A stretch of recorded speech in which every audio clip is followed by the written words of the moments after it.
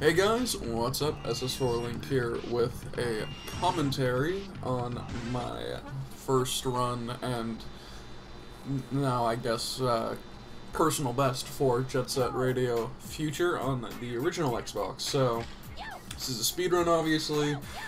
I got my splits here and just an exclamation on the bottom right, number of total mistakes counter, because I make mistakes right there. So right there I was supposed to do 3 jumps as part of the tutorial and I accidentally landed on the rail, so that cost me time because I wasn't able to complete that part of the tutorial as fast as possible. So that's one of the mistakes. Now normally, because this is from a VOD on Twitch, on the bottom right is a placeholder thing I have.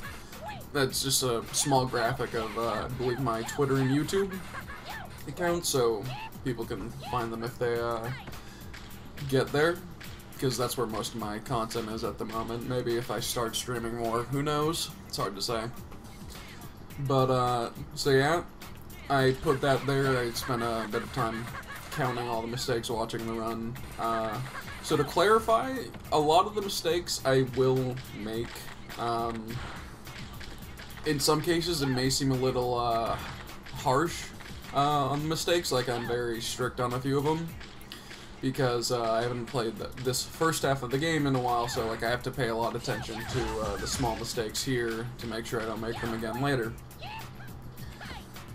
So there are very specific sections in the run that I will essentially be skipping over for mistakes. The Death Bowl sequence, the train chase sequence are 2 big ones that I can think of off the top of my head that I just don't look at for mistakes because there are just a lot of small things in there that I don't really have completely figured out. They're mostly only somewhat fleshed out. I think there's a lot of small things I could change to make each of those routes better, so I don't think that counting the mistakes there will do me any good because they might just become irrelevant later. And to be fair, who knows, the rest of my route may become completely irrelevant later. That is an entire possibility, but I figure I might as well at least pay attention to the other stuff. Like, just for example, I counted a total of 41 mistakes for the entire run, and I believe it was 31 of the mistakes that I counted were in the first half of the game, which is actually a little, like, time-wise, it's a little less than the halfway point, but I just call it the first half because I arbitrarily chose it. It's actually about an hour, 5 minutes in? Maybe-ish? Like, I don't know on this run, because I don't have the splits here. I can't show them because I don't have splits yet, because I was getting the splits by doing this run, which is pretty fun. It will be very interesting to see how my progress goes through doing this stuff, especially now that I've got splits. I used to only just do a time for the run, obviously. I just had like a stopwatch or something, and I was like, oh yeah, I did it! I got 3 hours or something. That's an improvement over my other time. And like, having splits is a very interesting thing, because I can look back and see like which sections I did really good on in comparison to other sections, and like I can look at very specific parts where I make the most mistakes, and that'll let me focus on more problem areas. And it makes sense as to why other people use them now, because it's like, oh, it makes sense because it lets you just know what you're doing wrong at a better understanding than just like, oh, I did slightly better this time. I guess I could watch the whole run and see if there's an area that I notice, or I could just look at my splits and be like, oh, well, in this area I had more time saved here, but I lost some time here, and okay, I can look back at those specific sections instead of having to just look at the whole run through its entirety, which could be annoying. To be fair, I actually did that for this run because I wanted to make sure I knew where all my mistakes were, especially considering I didn't want my placeholder graphic on YouTube. Here's another mistake, kind of, that I didn't really count because it wasn't too bad, but like there's a quicker jump there that Like, if I hadn't made the jump that I did, that would have been a mistake, but since I didn't use the quicker route, that's just a little bit of time loss. I'll be your audience, so let's see what you got. Someone done. So here we have Dogenzaka Hill. This is the first area out of the tutorial, and it is one of the ones I've played the most. Yeah, I've practiced a lot of, I shouldn't say a lot, I've practiced a few specific areas. There's mistake number 2, get hit by the bus. Yeah, I get hit by a lot of buses. Buses are my enemy in this run. Like, in fact, in the next area, I believe I get hit by a bus at least once, too. It is rather silly. So yeah, like, for specific areas that I've done Dogenzaka a lot, Kage, Kibogauka, not really the Skyscaper district, even though I have played a decent bit of it, but, like, those 3 that I listed, I've, like, spent a lot of time on because, like, I did a really big thing with the Kage where I never uploaded the video. I don't think I have it anymore, mostly because it was just, like, it was purely a hypothetical thing where I did a segmented run of each of the sections trying to figure them out. Mistake number 3, missed the spray while sliding. But yeah, I was making it a very big segmented thing because there's 3 sections in there and I was trying to figure out which was the best route to do so. Since there were 3 sections, they were like, I did 3 routes to go to each section, and I essentially used the best route of each of those sections that I had found through, I believe, at least Sector 4. I failed this jump a lot. That one was just because, like, I didn't have enough speed when I was coming down, because you get a little speed by going downhill there, which makes the jump easier. Mistake number 5, didn't slow down enough to get that. Yeah, there's a lot of mistakes in Dogenzaka. It has been so long since I played this. It's pretty embarrassing, like, this is probably, like, one of my worst Dogenzakas, other than the first time I played the game, and, it's heartbreaking. Yeah, so here we go. Gonna completely miss those cans. It's not really a mistake because I don't really need cans, but like I'm just terrible at getting the cans there. Like I never get both of them. Pick up the tape there, so after the race, though sometimes you can do it at least one of them before the race, but like it's weird. You pick it up so you can unlock the other graffiti souls, but a couple times while doing this, I've accidentally triggered the triple air combo before I do the end like run to get all the graffiti souls in like one gigantic line, essentially. You'll see it here. It's actually interesting, or I like it because it's very efficient. Ha ha ha. Especially considering you have to come back for the noise tanks later on. Well, you don't have to, I guess. You could go somewhere else, but being able to get noise tanks as well as get graffiti souls is pretty good. So, coming up here, got another mistake right here. This one's one of the harsher ones. It's like, oh yeah, I just hit that wall. That was pretty bad. It took me forever to get myself off of that wall, and like that's just unacceptable. I always try to do this is get gum in the air for the for that part. You have to spam A a lot to do that, but it's possible. This part, I just have to apologize here. Like, this is, I don't know what happened here. I can only assume this is where I dropped, like, all the frames from the session. Like, I don't know if this was my fault for lag. I don't know if this was OBS's fault for dropping frames. I have no idea what happened here. And it's pretty much only Dogenzaka Hill that's got the problem. Like, I mean, there's a little bit of it in other areas, but like in Dogenzaka, like it's the worst, and like it's pretty much only for the race here, and I believe a little bit in the fight afterwards. But yeah, I don't know what happened, so I'm just gonna keep apologizing. So I'm completely and utterly sorry that this happened, and you have to watch this. slideshow of Jet Set Radio Future. It's yeah. So I can only assume that because OBS, after I had finished streaming, said like I had dropped I believe it was around 2,000 frames, a little bit more-ish. I believe it was like 2,204 frames. So, like, I don't actually know if that's all the frames that I dropped here. I didn't count them, I'm sorry. I really should have counted all the frames, but I'm fucking lazy, so sorry. Please forgive me for being fat. Anyway, so there's that. That wasn't a particularly good race, but, like, again, I'm just gonna keep going back to the excuse of I haven't played this in so long. It's so sad. But, I mean, I'll be playing it more, obviously, so hopefully it'll be getting better, though. To be fair, my Dogenzock has always been bad. Like, as much as I've played it, I'm still fucking awful at it. It is beautiful. Yo, yo, yo. And here we have the first fight in the run.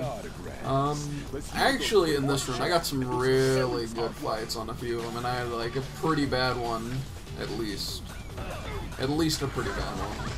But I got like more than enough good fights to like make up for that time. Like actually, there's a lot of small things in Jet Set Radio Future that you have to do within fights that you have to pay attention to. Like in one of my best examples that I can think of is so I got hit by a truck there, but it's not a mistake because I didn't fall down. That was a mistake because I jumped into the bus. So yeah, but one of the best examples I can think of for fights stuff is like positioning is really important, and knowing where the specific enemies that will start in the fight. Like, I mean, some fights, I think, like, actually, maybe one or two fights that I can think of, spawn an extra bad guys as you fight, but most fights start with a specific number of guys that are already there, and end when you spray paint all of them. So, the thing is, knowing where they start lets you create a strategy, and the thing is, a lot of the fights that can be difficult are the clustered ones, because then you accidentally trigger people that are next to each other, because the groups that are close to each other, and then they're all coming after you, and then they all get disorganized. But most times you can like set up a single run through to knock them all down, and like then you can, or at the very least get most of them, because they generally come in like a group of 4, 5 to 6 guys, at least from what I've seen in the fights that I'm talking about specifically. So for 8 there, yeah, it's boosting into sliding. It's way too fast. I don't know what I was thinking. Bus, yes. God damn it. Fucking, oh, there we go. I got some frame stuttering here. Okay, looks like we're good again. Yeah, I remember it just mostly being the race in Dogenzock. Still have no idea. So, completely forgot what I was talking about. Oh yeah, fights. So, you have to, like, for some fights in the case, like in Hikage Street, when I was testing the extra routes that I was looking into, was I found that by going to the left area first, because there's a little bit of time that you can use in the, like, because when you enter Hikage Street as well as some other areas, there is a police radio call that you'll have to listen to, and once that radio call ends, that's when all the fights and everything else will trigger in the area, or will at least activate so you can trigger them. So this lets you do some stuff before the fights will spawn, so you can like get a graffiti soul, do some graffiti before, you can even set up to get better fights, which is something I found in Hikage Street. By going to the left side earlier, I could set up a fight so that I could just essentially knock them all, like all the police people down with one boost, including the 3 armored guys, and the armored guys are a pretty big problem. But even though I was able to set up a good fight there, it wasn't enough time to like make that the preferable route. However, that also means I'm like also going to the right in Hikage Street. There's another fight you can set up, but you can also save a lot more time there because while you can't knock them all down in one go, you can still make it an easier fight on you because you can knock them mostly down in one go, which is quicker than like having to knock 1 or 2 down at a time. So, but the reason that one's faster is because you can get a graffiti soul as well as up to 3 pieces of graffiti that you have to get later. So you can use that as a decent bit of time saving. So that's why that's faster. But so in some fights, there's I haven't found the right way to start them off yet.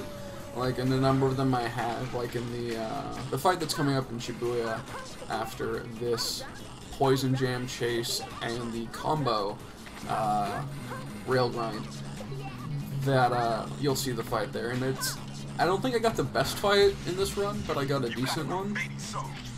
So you'll get to see the strategy I have, and I'll explain what I'm doing. But like in some other fights, I just have no real plan, like other than run into guys. And to be fair, like you only have to really worry about the fights before the Golden Rhinos, because the Golden Rhino fights with the generic police are like really easy because they just like all huddle together and you run into them, and it's way easier than any of the other enemies in the game. And it's like, oh, it's just a free can dispenser, sweet.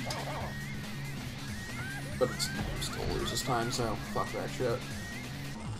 But like in the other fights with with the regular cops and the white shirts and the armored cops, like they can be spread out enough so that it's really hard to set up a way to get them all down in one go if you even can. So it's a process I'm gonna have to go through to learn all the fights and like see what there is that I can do. Maybe there's just some things I can't do.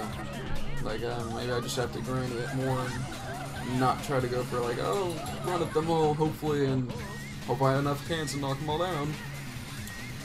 Which is my strat at the moment for most of them. Alright, here we go.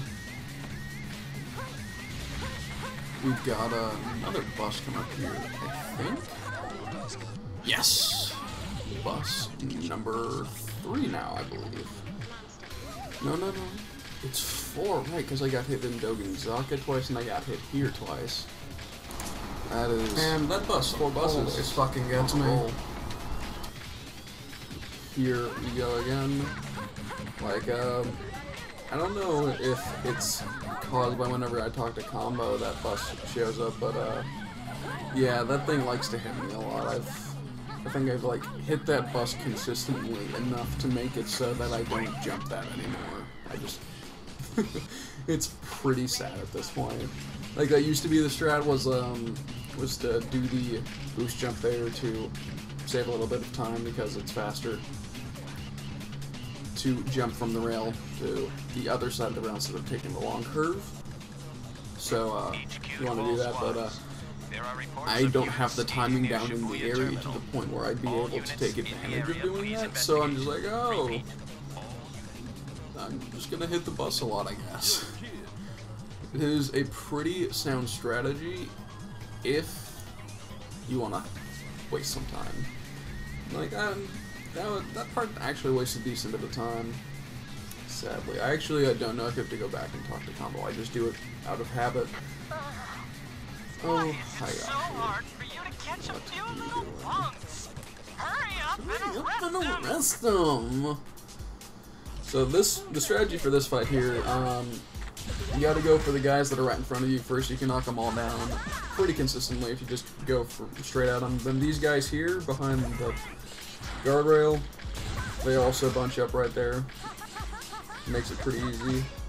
There's 4 groups here, and I accidentally triggered this group. Thankfully, they were pretty nice, and they all kind of ran at me in a straight line, so that helped. Then there's these guys over here. You can knock them all down in one go. I'm just terrible, and I missed the guy to the right in the beginning of the group. Yeah, that was a pretty good fight there. See me failing with the splits right now. I did Shibuya Terminal in 2 seconds. Oh man, I'm so good at video games. Don't worry, I went back and I can't even get it above. Nah, I went back and checked the time for it anyway, so that is all good.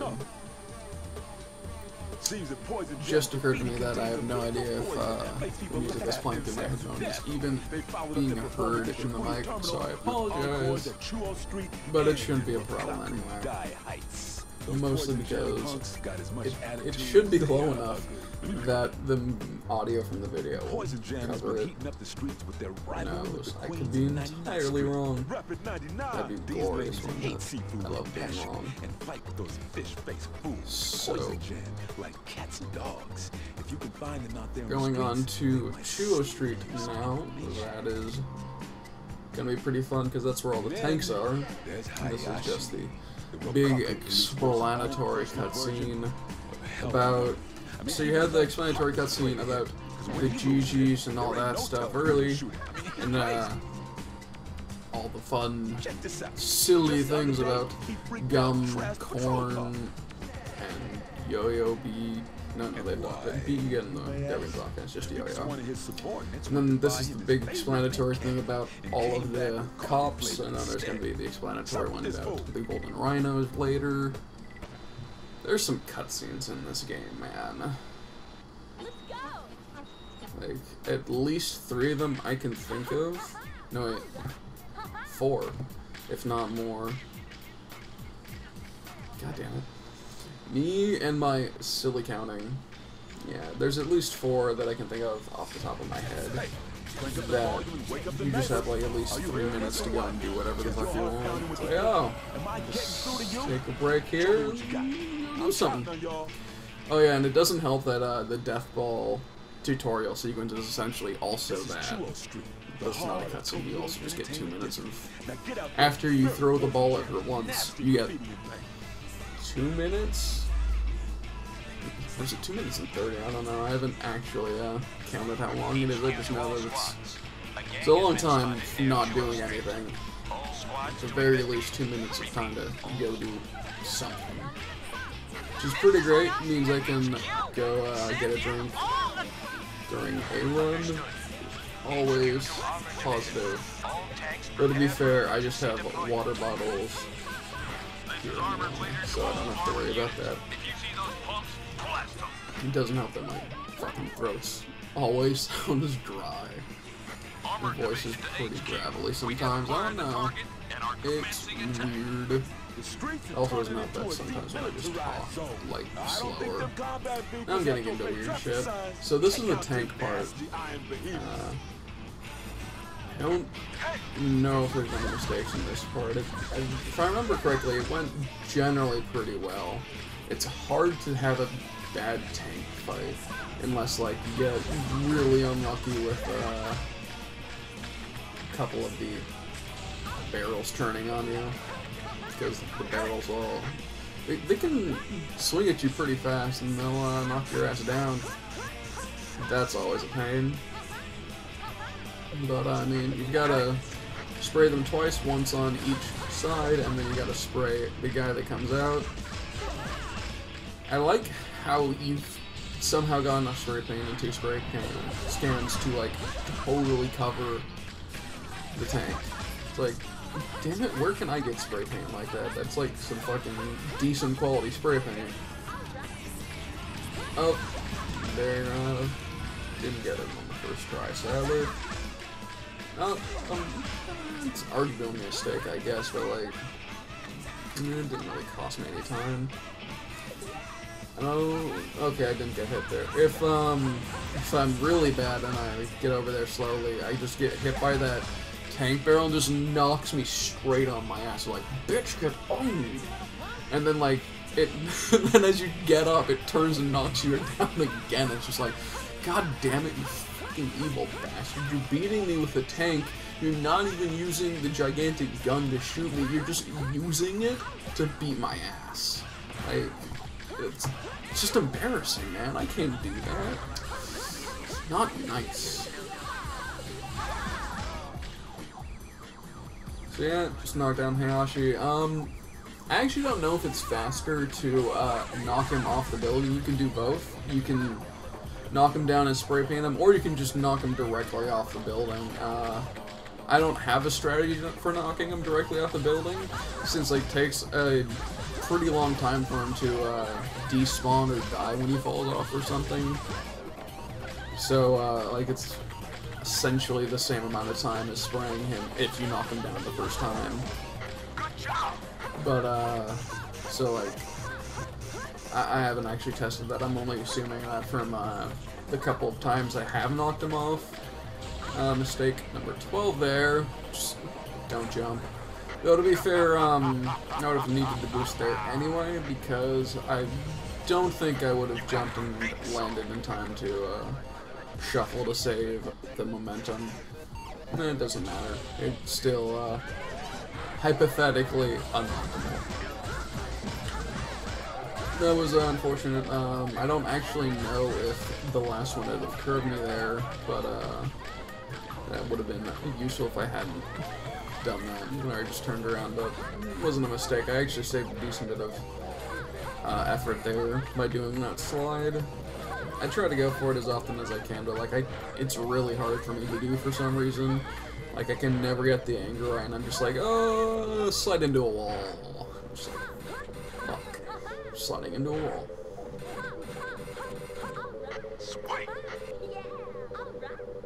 So we're nearly done with all the graffiti for Chuo Street. I think we've got a couple more left.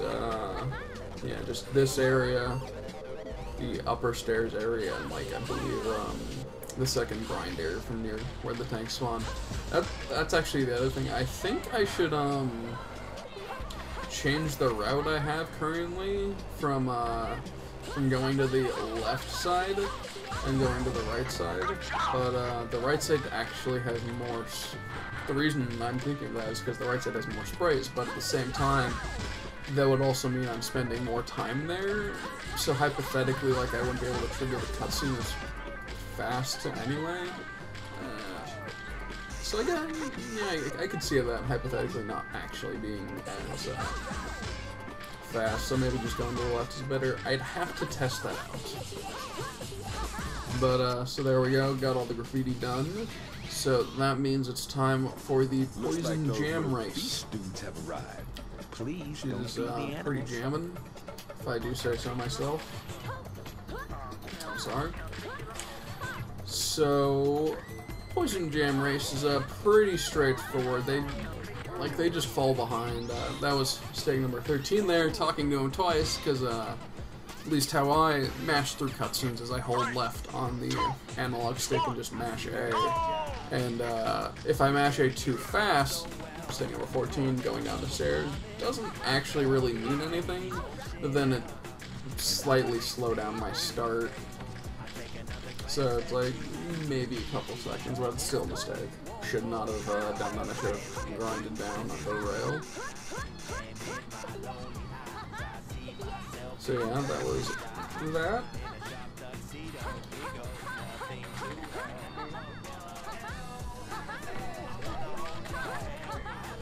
Yeah, so I change up the way I go across here, because I go pick up the cans when I'm first coming through the area because I need the cans, and in that case, it's easier, or it's better to go to the left to get the cans when I'm spray painting, but in the race it's just faster to go that way and slide along the rooftops and pick up the other cans and rely on the cans that you get here. Because you still get a lot of cans here. Like, I used to jump to get the blue cans, and then I realized that there's 3 cans on all the jumps, and that will most of the time get you more than enough cans for whatever you need. But, I mean, like, if you're really low on cans, if you have at least 10, 12-ish cans, like, you don't need to get the blue cans there, especially since you can get that blue can and that blue can and that blue can right there. But, like, I mean, if for some reason you need to boost there, I guess you could. But, like, I don't know. It seems unoptimal, as they would say.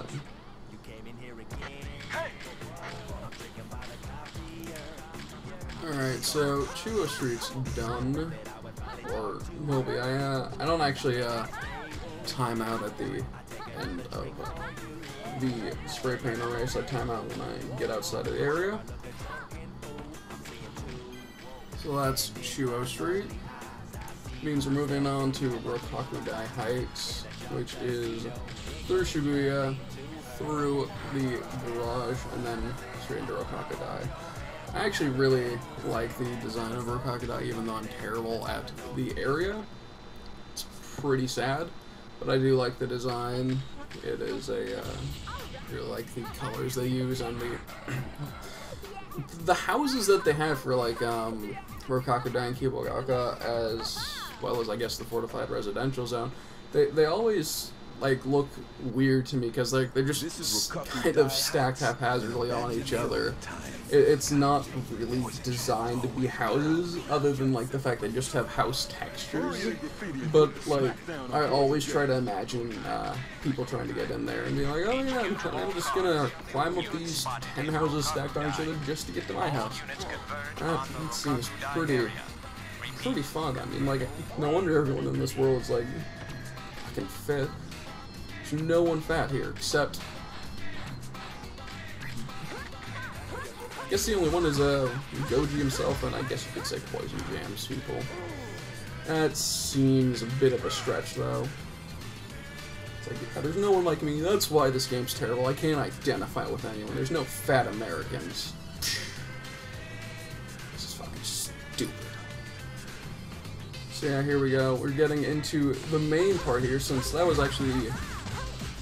I believe that was the last time, yeah, that was the last time you have to talk to Poison Jam.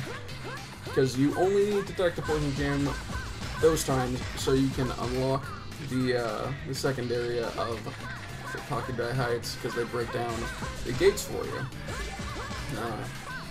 So, like, you don't actually have to talk to them again, you can just ignore them and get all the sprays, and the fight's done. So that's pretty great. Up here you can trigger the fight earlier or later, or you can wait to spray it afterwards. I like to spray it first. It's actually just personal preference. I mean, I do waste a little bit of time slowing down there. I guess I shouldn't say waste time, but I'm using time to spray it there by slowing down and not triggering the fight as fast as I can, when you could trigger it faster and spray it afterwards. So it's a trade-off either way. It's not really important at all anyway. Okay, up here is coming the best spray in the game. It's just fucking... I don't know why they did this. It just fucking just miserable. The camera angles lock, and it's just this huge, weird angle that's got like 20 different fucking corners on there. And you're just like fucking turning around all of them, going, I have no idea what I'm doing. The camera keeps fucking changing where I'm going. That fight was really good. I got really lucky there. I'm gonna try to replicate that in future runs. Yeah, you gotta try to boost the armored guy first, because, I mean, he's the big one. He's the guy you gotta get down, because if he falls down, you can't spray him when he's down. You have to knock him down with a boost first to start spraying him. Which means if he falls down on his own, you're just sitting there waiting. So I go for him first, because I have enough cans too. Here's another mistake coming up right here. I don't know why I got on the grind that way. That was just dumb, but it cost me time. So it's also a mistake. And I also didn't get it in one go, so that's also pretty sad. I guess it's like a double mistake. I'll only count it as one, because counting is hard.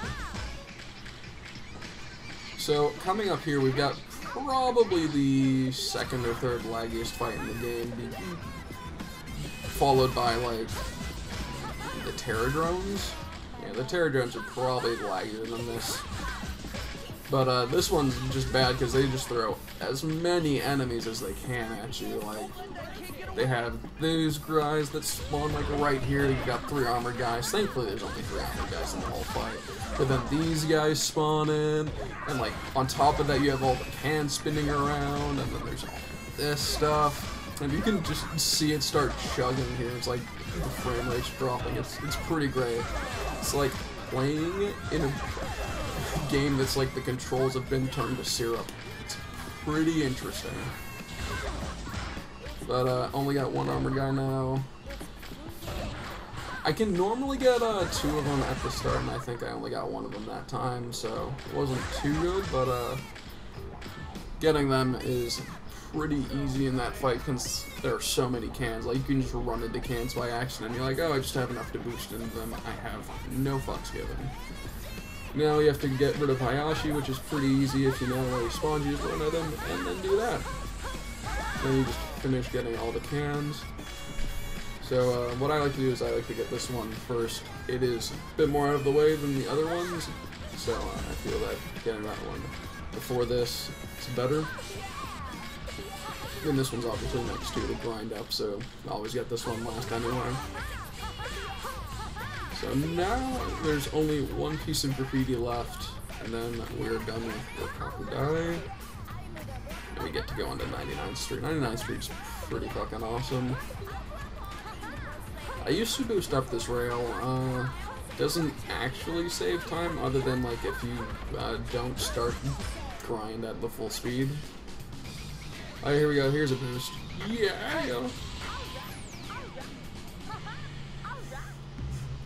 I always like watching myself wiggle. It's like, oh god, I felt so fucking terrified of not landing on the magnetic rail. That's a thing. So, now we're pretty much done with this area. Just gotta leave, and then we're heading over to 99th Street, which I gotta say is probably like one of my favorite designed levels in this game by far. I think it looks great. The level design's very fun. I really like the feel of the area, the music, obviously. Well, the entire music in the game is awesome.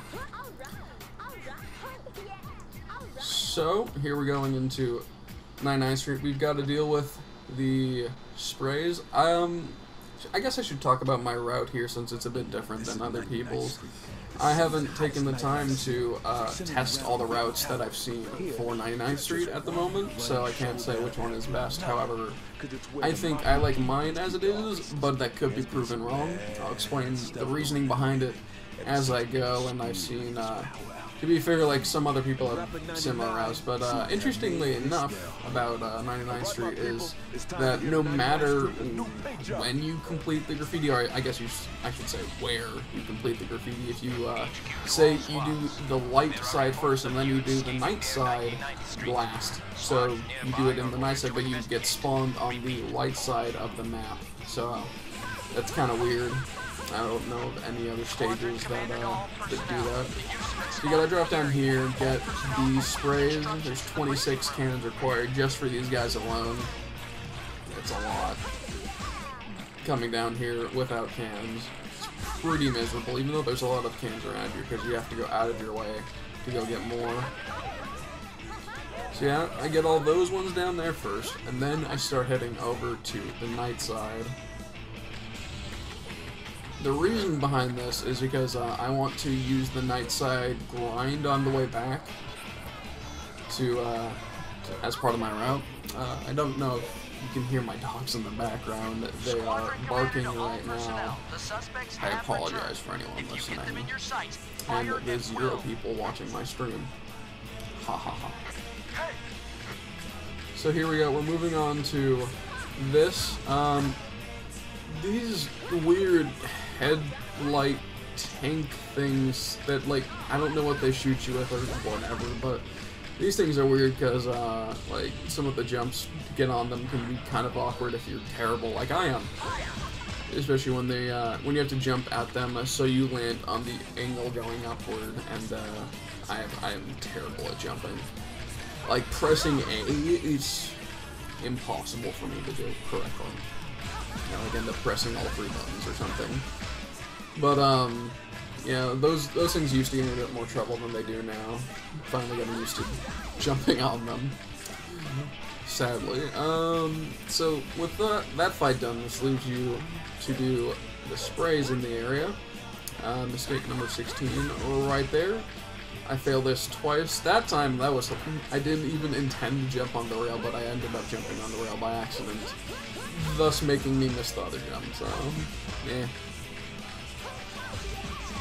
Also, in cases where I fail a jump, I don't count each failed jump as a mistake. It's like that whole section's just a mistake. Always, like, out of habit now, I go as slow as possible and spraying anything on a rail. Just like, I hate not getting it the first time, like right here. Like, I didn't slow down enough when I was on the top rail, and that means, because you speed up when you land on a rail in the air, it means that I just had too much speed, and I was like, oh, fuck, now I have to go back. So this is why I like going to the night side first, is this section. This is probably, like, you could argue, one of my safety graffiti souls. I believe it's like my only one too. So I do this, but this also lets me come up here. I didn't trust my jump there, so I came back into this, because this will let you just get right up here, skipping the grinding on the dragon and all that other stuff, to come up here to get these sprays. So I personally think this is slightly faster, but again, I haven't tested it, and I really should. We'll do that eventually. So yeah, I gotta get those 3 sprays, and then now I'm moving on to the final area for me, is the light area. I mean, I end up spawning here anyway, so like it doesn't really matter that I do this area last, but it makes more sense if you don't get teleported here. So I do it for all the people out there who would be confused, obviously. The suspects have returned. If you get them in your sight, so yeah, now we get to deal with more of these things. There's 4 of these in each area. Or not each area, I guess there's 4 of these in the night and the dark area. Or, yeah, the night, dark area. Night and dark area has 4. The light area has 4. There we go. I was able to clarify that by completely sounding idiotic.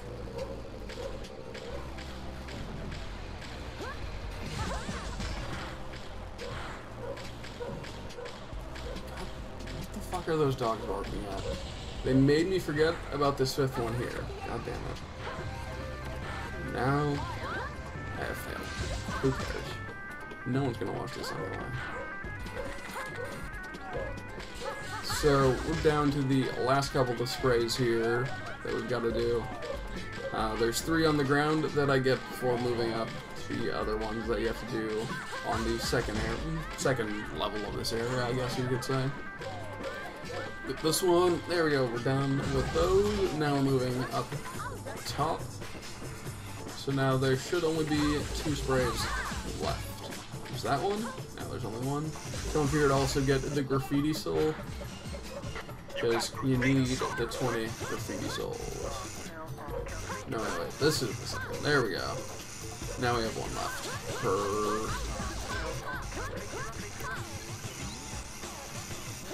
Doesn't actually matter. I think it's slightly faster to use that top build, but I don't know. But there we go. That is all of the sprays done. That means it's time to move on to the flag fight, I guess, with 99, or Rapid 99.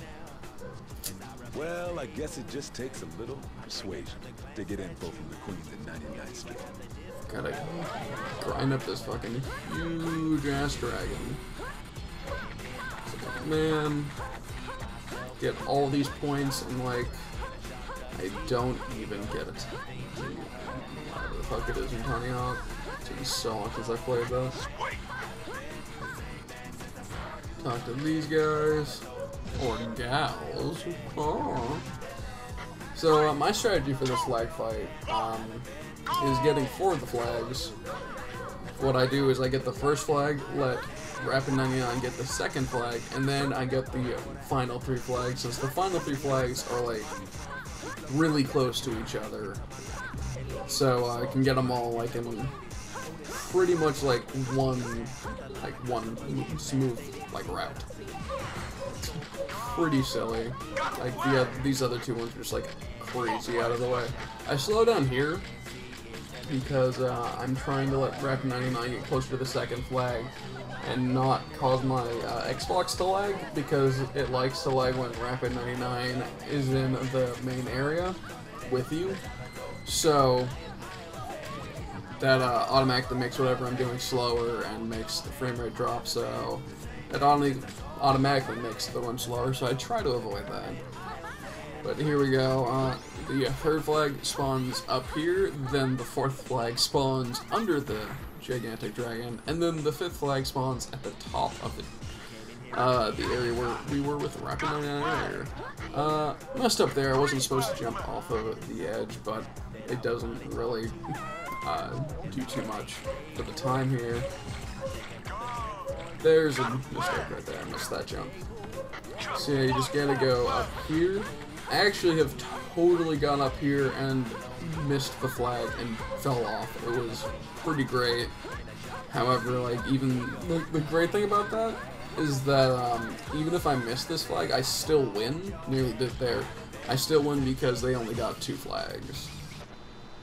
But that's the other thing. I'm not entirely sure if that route I use is technically the fastest for that. I've seen some other ways of doing the flag fight there, so it's hard for me to say. So here we are. We are now onto the, I guess, like the slowest, what feels like the slowest part of the run is the Tokyo sewage facility. And this is an area like you've got to get all of the you've got to get all of the little things you have to spray to make Poison Jam's door open. So you've got to go do all of that while doing those slow ass. Well, first you start off by doing the half pipe jumps over the railing, which takes so long, and then you gotta jump on the platforms. Then after that, you gotta do some grinds, and then you gotta do some jumps, and then once that's all done, you gotta fall down and do the Poison Jam fight, and it's slow, and yeah, it's just slow and monotonous. There's not much interesting down there. It's essentially just going down corridors with slightly different mechanisms of going down long corridors to get to an objective. Not the most fun part of the game, sadly. That's also one of the possible big run killers. Oh yeah, there's this part. I forgot about this part. This part's pretty great. This is another reason why the Tokyo sewage facility is amazing, is because you fall in here and wait. And wait. And wait until Garam shows up and he lets you out. Like he will after this. What? Can't get out? Did Rapid 99 Haha, you're a dick. There we go. So now that that's all done, now we get to get onto the gameplay of Tokyo City Facility. Which, yeah, is a thing. I guess they needed a section to introduce half pipes, and this was the one, or something, I guess.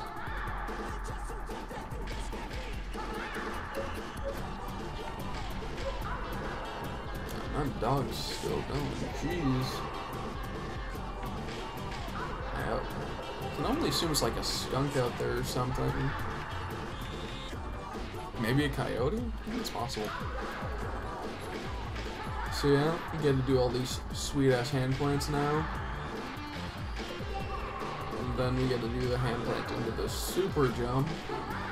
Fast jump, I guess.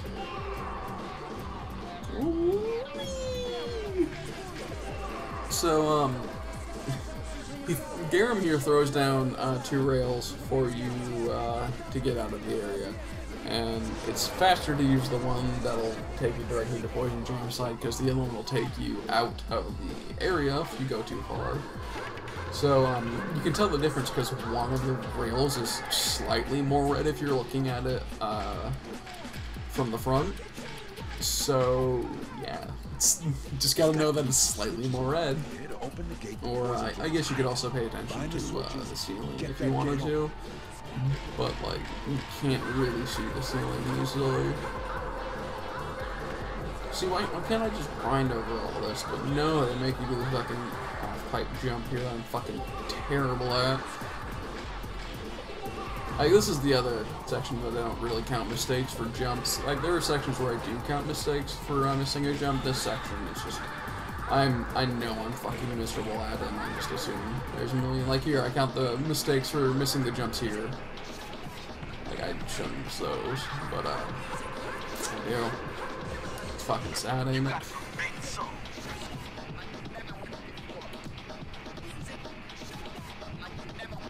What? Somehow spray painting the TV globe thing made it so that it changed the radio signal. Cause street power, yo. Sure. I guess that's a thing. Here's a misgrind. Ho-ho. Also, the other thing about this area is that you don't need a lot of cans, except for hypothetically, one part where you might need a lot of cans if you're bad. I'm generally bad, so I need a lot of cans for the area. Ooh, I got lucky there. I got the right grind too. That's pretty good. That's the other thing. If you're going slightly in the wrong direction on that, you can like take the super long grind around the entire like other section, and you're just like, oh god. Costs like an extra 10 seconds or so, maybe. It's pretty great. So coming up here, I actually, I believe this is the first death warp, or I guess fall warp I use.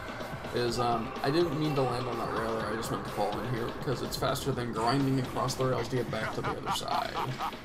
Ever so slightly. Yeah, I didn't mean to do that. I generally want to use the lower rail there. That's not the rail, like the one that was under the platform that I was on. Here's another mistake. The reason is because it's just quicker to take the lower rail since it's a good straight line instead of the weird awkward like angles you get up there. Here, this is where you could need a lot of cans. Thankfully, I got it in one try there. But, yeah, you got a boost there, and if you miss the jump, you can just fall into the water, and then you have to do it from back here, again, which is, it's pretty can restrictive, because you need at least one can to spray the TV antenna, or globe antenna. So you have, like, essentially 3 shots, technically 4, if you pick up all the cans in the middle. But, I wouldn't know if you technically need 41 cans if you go for it 4 times, and I don't know if there's 11 cans you can pick up from the jump. So, hypothetically, you can only do it 3 times, I guess. But, yeah. I've certainly had some days where I got that first try like I did, and some other days where I just completely miss it, like, all the time, and then I have to, after missing it the 3 times, I go back and I have to do it the long way, and just like, the walk of shame. It's like, you can't even handle boost jumps. Why you so bad? So now we're just doing some grinding, and then some more grinding. Ooh, grinding. Grind. Alright, so up here we've got, the 2 final TV globe antennas that you gotta destroy or reprogram with your street spray paint power, which Marvel should get on all those street superheroes. It sounds absurd and it should happen. So that's the last one, and this is a pretty big run-ender up here, kind of. If you know what you're doing, it's hard to fail, but if you don't know what you're doing, it's really easy to fail, and all you have to do here is just jump from there, because you get enough speed by going down the downhill section there. Gives you enough speed to make that jump. I personally like jumping down here because it saves time. However, it is possible that while jumping down there, you'll land on the rail and start going backwards up the rail, which is pretty silly. It's like you were falling down, but then you somehow get forward momentum to go up the rail. Physics, it works that way. Get disoriented there, and I'm like, wait, am I going the right way? And then, yes, I am. So, yeah. Just double check myself there.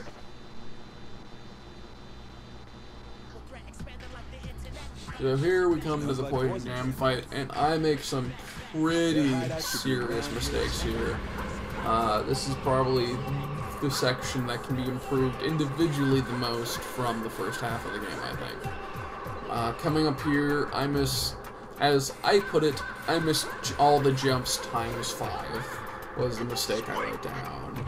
And like, since it's been so long since I had done this section, I was like, you know what, fuck it, I need to find out which jump it is that I need. And as I can tell you now, having done this, it's, you have to get on the half pipe. You can't use the regular pipes like this. You have to get on the half pipe grind, and then you can make the jump up. So that's that learned, thankfully. Hopefully I won't make that mistake again. Here, got a nice little jump here. I believe I saw this in TMO Genius's one. That was a pretty cool jump, so I use it.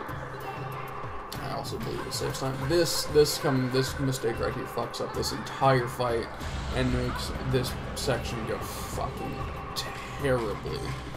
Like, the fact that I boosted there instead of just making a regular jump is huge. I cost myself so much time by doing that just because I now no longer have 30 cans at the start of this fight. So I have to even kill, or I guess out street power one of the Poison Jam guys, I need to collect cans. Which, like, I mean, you should still get in that position even if you have 30 cans if it decides to eat one of the can sprays on one of them for some reason, like it does sometimes. But now that I don't have the can, it's like no matter what, I have to go drop down and collect cans. And the best part about dropping down and collecting cans is that you're on that awkward angle, and I'm terrible at getting up this angle. Also, that was kind of weird. So, like, the best way, now that I've had some practice with this, and you'll see me use it more in this section once I remember it, which won't be for a while, I can assure you, at the very least after this guy down here.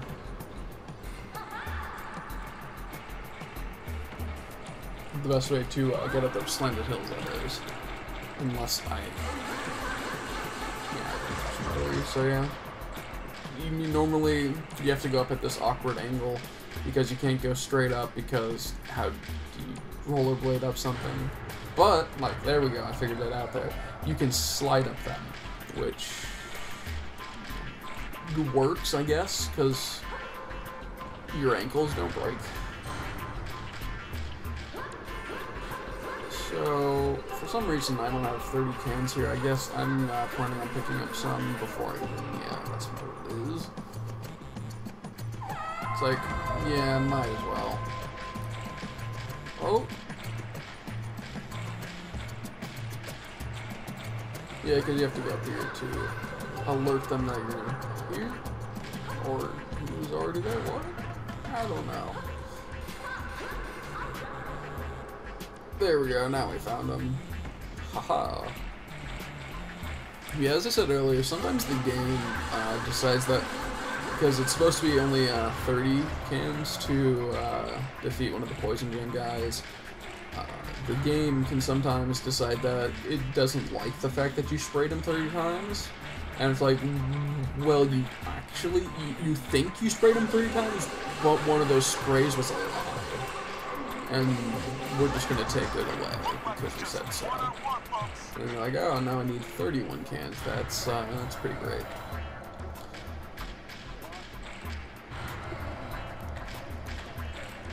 So now we are down to the final Poison Jam guy. Interestingly enough, none of the other characters in this game that are part of gangs have names that aren't the Juju's. I mean, Cube, I guess, technically, but like, she's not really Poison Jam. She's just like there. Yeah, it's arguable, I guess.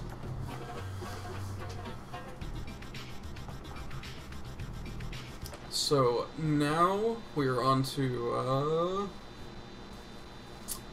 Kage Street, which is roughly where I called it halfway through the game for my practice purposes.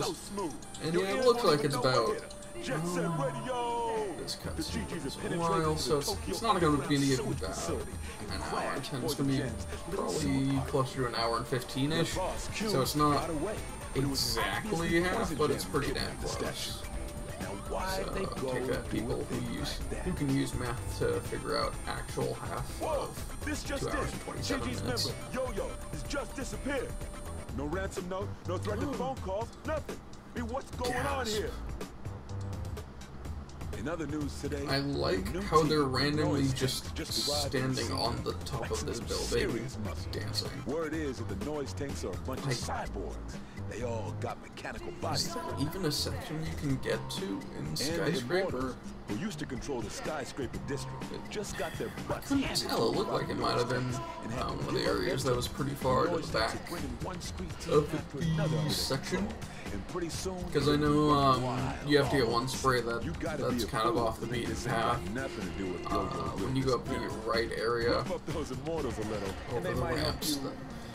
Yeah, you have to go on another ramp, and then there's a spray that's on top of like this vent, and you can go past, like there's parts that you can go on in the map that are like past the vent area, even though that's the only place you have to go. Like you can actually explore a bit out there, a little bit. Like there's very little you can explore out there, and I guess that's possibly where they were, or it was just a cutscene thing. It's hard to tell.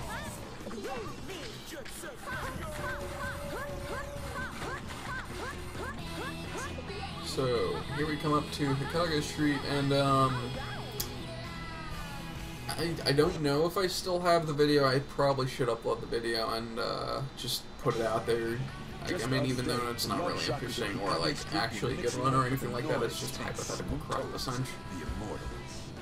Let's go do something about all that.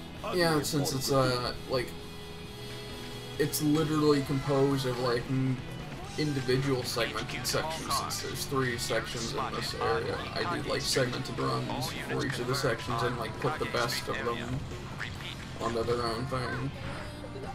This is Hayashi. I'm sending in the experimental weapon. So this was the one that I found to be the fastest, and I don't even use the fastest route to its advantage.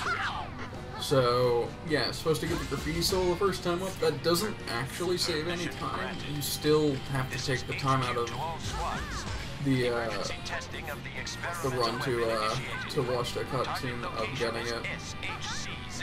So, I didn't get that, and so I decided to just drop down here. This is the area that I like to set up for the fight because you can get a decent number of these guys in one go by coming up from that section, since they all line up roughly in that area.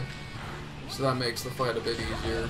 I think it's the best strategy I have for that fight. Sadly, doing this fight first means I don't get the good positioning for the fight on the left side, like I talked about earlier.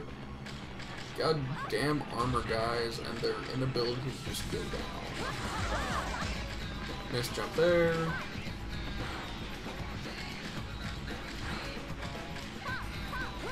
Now I got the graffiti soul.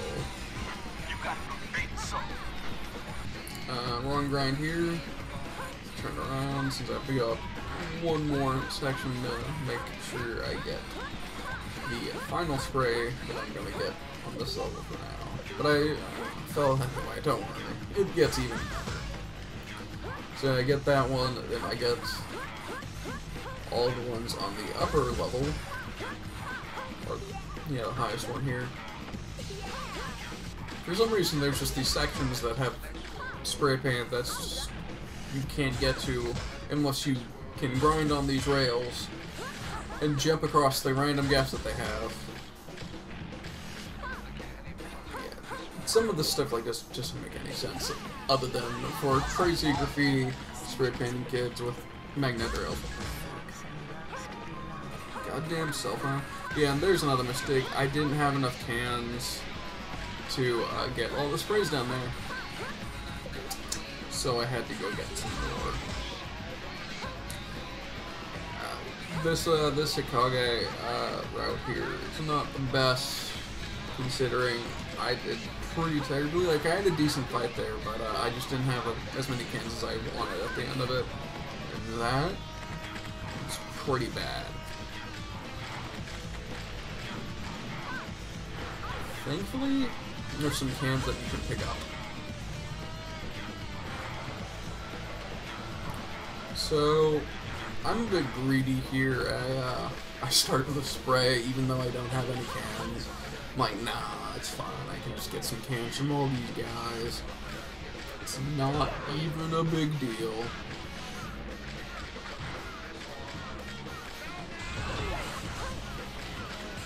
So, they've got two of the armor guys here. This fight is also, this one particularly, I believe, goes pretty bad. Yeah, I get caught down here, and I think I waste a boost. Yeah, there it is. There is that wasted boost. That's pretty bad. So now I'm like down even more cans because I boosted when I didn't need to. It's pretty good, if you ask me. Optimal play, if you will.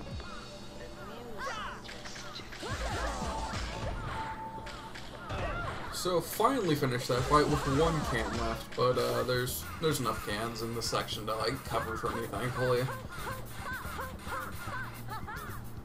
As long as I don't miss any. But I don't miss any because I'm good. So yeah, you actually don't even need the one can I ended the fight with, which is still pretty sad. I mean, considering that they all drop 10 cans each, coming out with, like, no cans is pretty sad.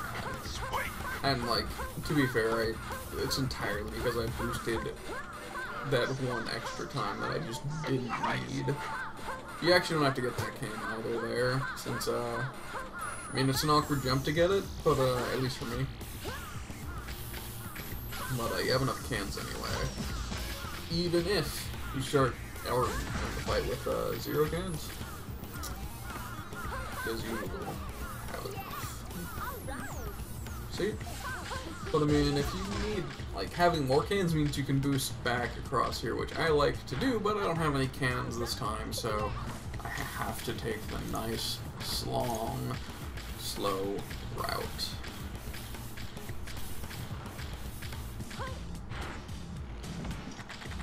So here we're coming up to the Terror Drone fight, which this fight is probably the laggiest in the game easily. It's pretty intensive on the, I guess, processor, and it like just lags everything, especially when it decides to throw mines and the mines explode. That's when the vast majority of the lag will show up. Looks like they're here to clean up all the garbage. It's also a really awkward fight, but I got pretty lucky on here, and I've actually gotten pretty lucky on the last couple fights I've had with this. So I think I'm slowly getting the pattern down to doing it right. And we'll see it as we get up there. The reason this fight takes forever also is because you have to grind all the way up here. See, there's some of that lag. So, you can save a little bit of time by jumping like this. Gotta be careful of the mines though. I get lucky up here, you'll see it. Yeah, I like grind right over that mine, and thankfully it wasn't going to explode then since it had just been thrown out. But could have been bad. So here we go. Gotta get this jump right. That's perfect. you want to hit the gigantic phallus on the middle of its head, so that way you won't fall off. And I nearly, or at the time when I was doing the run, I thought I'd fucked this up when I got this grind. However, I was able to get the final part of that, which is pretty great. It was all, I think that all went like pretty much as best as it could for that particular fight. Like, I don't think I'd ever get as good of a fight as that again. Go cry to your mamas. And here we go. This area is pretty bad. I just don't plan ahead enough, so I have to take an extra part to get some cans. Just disoriented here. I'm like, wait, oh god, it's been so long. So, gotta get all of the sprays that are up here, and there's also a spray at the bottom that you have to get after the fight. So, got the 4 up here, and there's 14 that you need over here, and I've only got 13 cans at the moment. Wait, is it more than... No, it is 14. So despite knowing that, I don't get that one can that's right next to me because I know I need to collect cans anyway. Because I need to collect cans for the bottom section, as I said, because there's another spray that's down there that is 10 cans, and I just didn't have enough. So either way, I have to take this long-ass trip to get some cans. Thankfully, there were some cans nearby.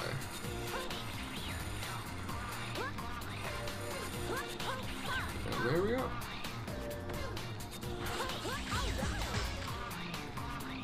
So, now that Hikage is pretty much done, gotta head over to Kibogaoka Hill, which is probably the area I've played the most out of the second half of the game.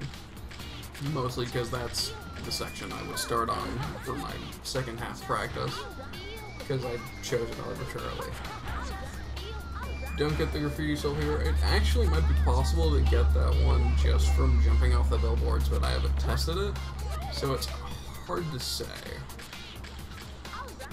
I suppose it's possible, but normally you need to boost to get it, and yeah, boosting there is not worth it.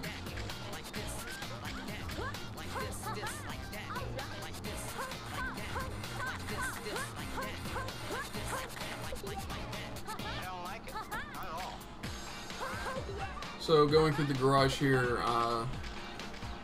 this is the jump that I use all the time in this run.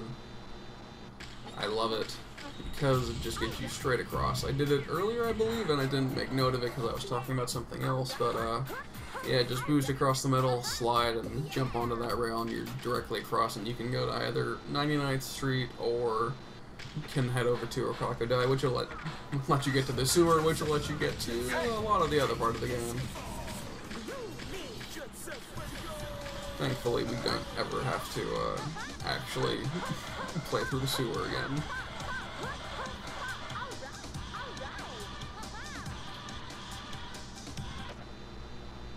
So, in Kibogaoka, there's also, like in other parts of the game, such as in Hage, the small start at the beginning where there is a radio broadcast by the police, and also Hayashi, where they're just talking and they haven't triggered the fight in the area. So you can use that to get some stuff done. And I'm also going to be hitting the only save point in this game that I go for in this run. It's that one right there. It's the only one I spray. You will see why later. So yeah, so while they're doing all this talking, I like to come up here and get these sprays so I don't have to get them later. And I am terrible at that, or I was, I should say. I've actually slowly gotten better by playing it a lot, but I used to miss the first one so much. Like, I would just not slow down enough, and I would just miss all of my sprays constantly. It was pretty sad. But the ironic part is that you can miss a couple of the sprays on the first one. It's not even going to cost you that much time, because you can still use it to get back onto the grind to get to the other sprays that you need to get to later. But missing the sprays on the second part of that grind is a lot worse, in my opinion. Like, if I only miss part of the first one, I can probably keep going. If I miss the second one, I'll probably just call that over and just reset. Because I'm emo. So yeah, this part is just a lot of grinding and boosting because there's a lot of cans you can pick up. I mean, don't really need that many cans for fighting the Blizza, obviously, because there's only 4 helicopters that you have to destroy in this area, and they only cost about 2 cans each, I think. Maybe it's only 1. I don't know. But it means that you have more than enough cans to like do a ton of boosting on these sections, which is pretty nice, even though it doesn't really do anything. It just looks cool. So yeah, we're coming up to the last 2 helicopters have to get here. This jump took me a long time to get, and like I still miss it constantly. I think that I miss it entirely in the second route, second time we come through that area. Got pretty lucky there that I got the first time. That jump wasn't as good as I wanted it to be. Normally I jump as soon as I can see the graffiti soul pop in, and that's like how I judge that I can make the jump if I have enough speed.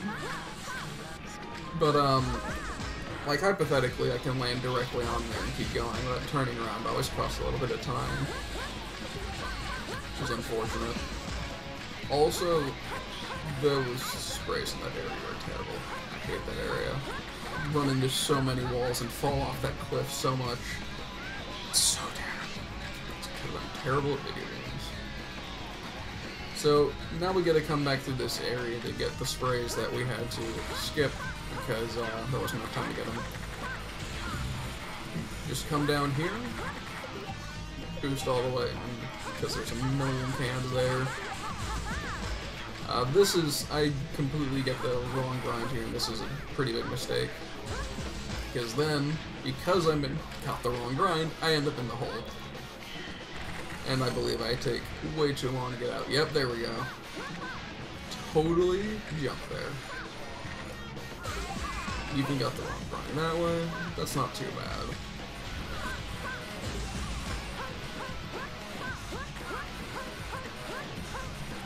So, coming up to the last part of the sprays in here, because there's like no sprays in this area. This area is just here for grinding and like jumping off of the walls. Because jumping off of walls is cool, yo.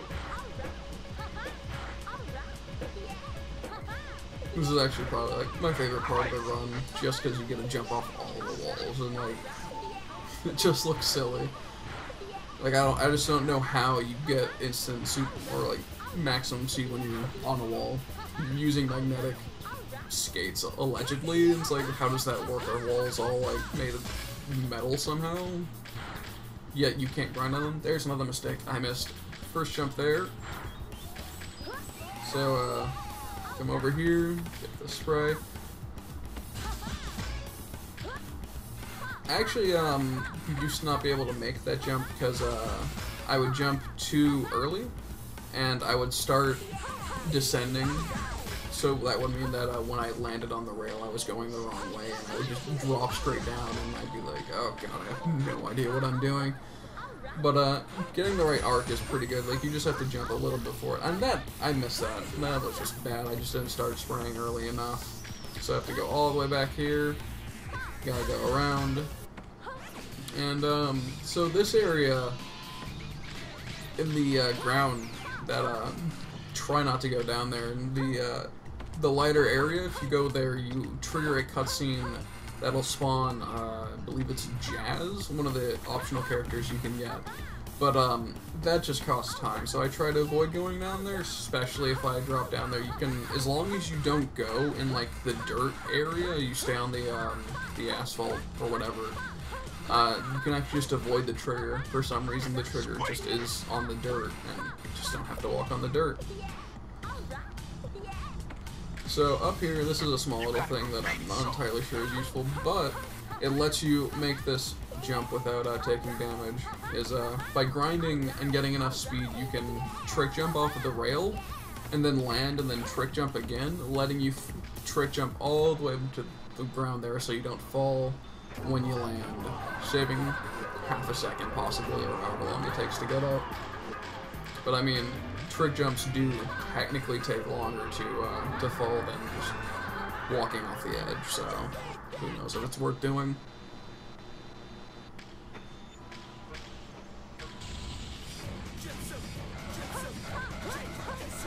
So yeah, we're moving on to the skyscraper district now. I didn't have a good skyscraper district for this run.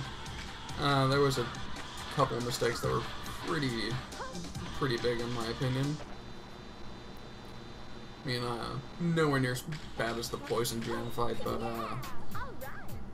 there were some missed jumps that I'm pretty sad to see.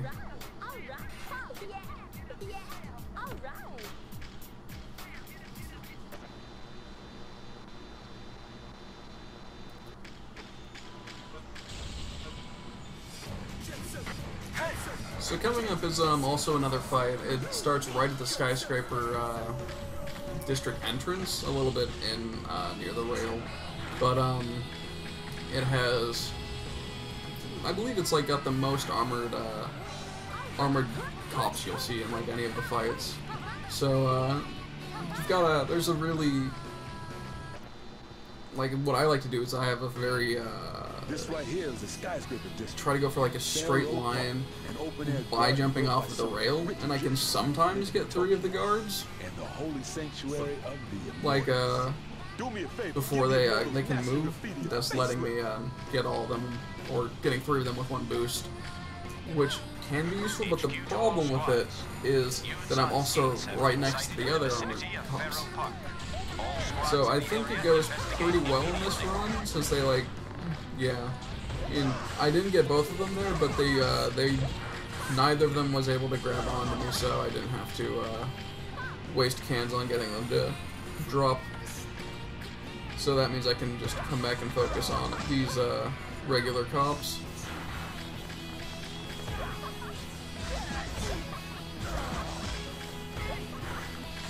So final guy jumps on his own. That's pretty good. This Hayashi part goes miserable. The reason that I attribute it to is because I try to get on the rail, so I'm on the rail when I'm coming into the fight. But so I can jump straight onto them, but that one, like, I landed off of it. Thankfully, I was able to get enough speed, but I prefer using the rail to do it. It's more fun.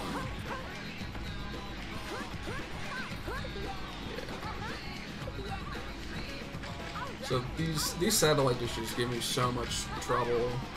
Like, I try to avoid coming up here as much as possible because it's so terrible. I almost jumped to the left there and didn't make the jump to the crane, and that would have been pretty bad. But yeah, the satellite dishes are miserable for me because I just can't time the jumps correctly at all, since it's the way the curvature is. I'm just like too retarded to understand. I'm just like, oh, so you mean I jumped there? Oh, right, that was too early or too late. This one's obviously terrible right here. Barely miss it, and this cost me a decent bit of time here. But the reason I think I missed that one there is either because I jumped too early, or I didn't get my my little slide on the ground, because that'll help you conserve the momentum a bit from the boost jump. And I didn't get my slide off, so I don't know if it was because I jumped too early, or if it's because I just didn't have enough momentum from the boost jump earlier. One of the two. Hopefully I won't make that mistake again now. That's actually one of the few times I've missed that jump in recent memory too, so go figure. So, actually I found an interesting thing about doing that jump there off to come down to here is that like a couple times when I didn't get my tricks correct and I just fell. I found this like weird thing where if I would spray like right before I would hit the ground, I could sometimes save a cannon because it would like decide that, oh, you didn't actually spray the cannon because you were also hitting the ground at the same time. I can never like get it consistent or anything like that, but it happened a couple times. It was rather silly. Actually, coming up here, there's another thing that I want to mention about some cans, because there's some stuff. I'll mention it when we're near it, though. This part isn't too bad.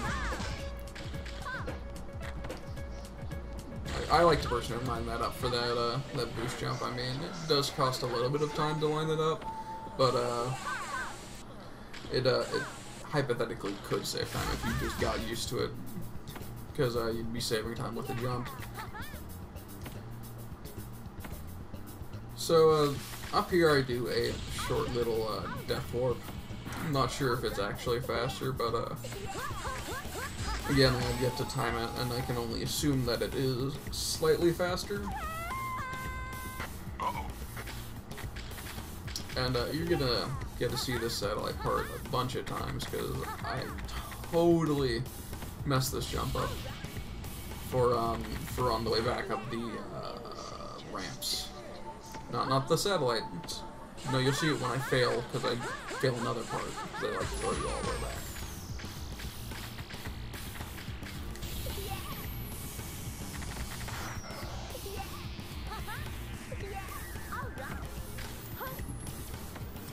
So, I guess I should mention it now. Coming up, there's a total of 9 cans that you can pick up, or it appears that there's 9 cans on the ground. I'm at 14 cans right now. I get 8 out of the 9 cans that are here. However, I end up with 28.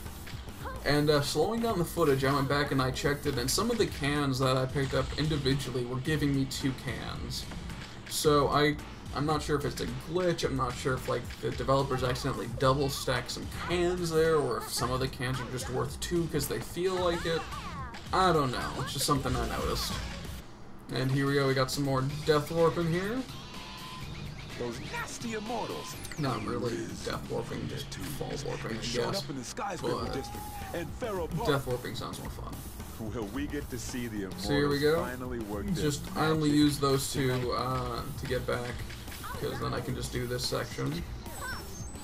Because there's 2 boosts I get to use, and boosting's the best. So this is a pretty fun jump right here.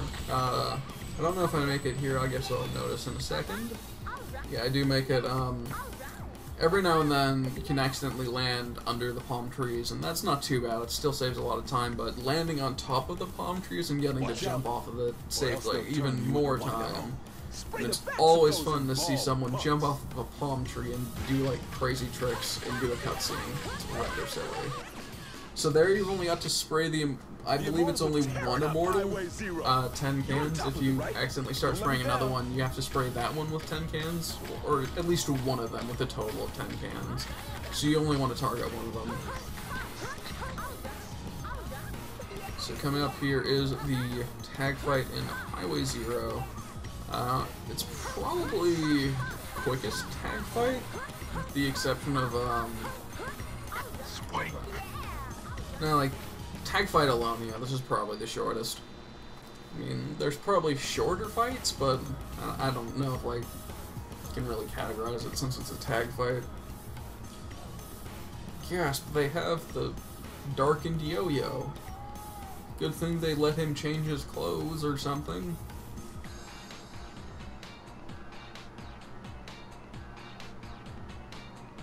Spray your tag on the backs of the immortals and rescue Yo-Yo.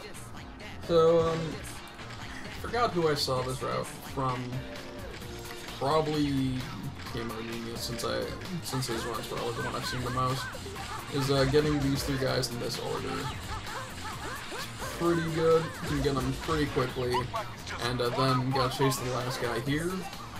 But thankfully, you can pick up all the cans that he doesn't get, which makes it pretty easy to get them before you can get onto the rails. So yeah, that's pretty good. Actually, I'm pretty happy with how that fight went. Normally, I would have to, at the very least, chase them onto the part that's like after all the telephone rails and onto the pipe rails. There's so many goddamn rails in this game, Jesus Christ. And now for the most boring part of the game, Death Ball. The GG's fell for the Immortals trap, hook, line, and sinker, baby. Man, this is such a silly concept. You know what would be fun? What if we have them, like, do this course where they have to, like, race against people? Well, I mean, we already do that. It's, like, part of what the games know, but what if we just, like, made a course specifically for that? Well, I mean, okay, that's fine, but, like, I mean, we should do something, like, at least, like, slightly different. Well, we could make them have this ball thing where they have to throw it between each other, and if they drop it, they have to go all the way back to the point. Or they have to circle around and go all the way back to my... Yeah, that's fine all, but, like, I feel like we're not making it boring enough. I mean, like, they only have to do it once, right? I mean, like, first we have to, like, let them practice for 2 minutes, obviously, and then they only do it once. I mean, like, but we have all these other games we haven't used or mentioned yet that we should use. And, like, we could just throw them in here. Yeah, we could do that. I mean, like, should we do 2? No, two's only 2. I mean, that's not enough. I mean, we could throw in someone else that's esoteric. I mean, who else did we mention? Oh yeah, the Love Shockers. We should throw the Love Shockers in. Okay, now we've got 3. Now we should just make them do the exact same thing over and over again and make it no different ever, other than the fact that they have different character models chasing them. That sounds like some compelling gameplay. I think we should do that. Yeah, so I can't decide if it's padding or just bad design. Who fucking knows? I mean, I know a lot of people say, well, it's hard to deny it, that JSRF is a kind of a remake of Jet Set Radio. Because of the, it's essentially got the same bad guy, it's got a very similar plot, though you don't have Goji going after the gigantic evil, I believe it was a record. Yeah, it was an evil record. So, yeah, that was a thing. And, yeah, there was also no Death Ball in the Jet Set Radio, which I don't blame them. I'd say that was probably a smart thing to keep out of the game.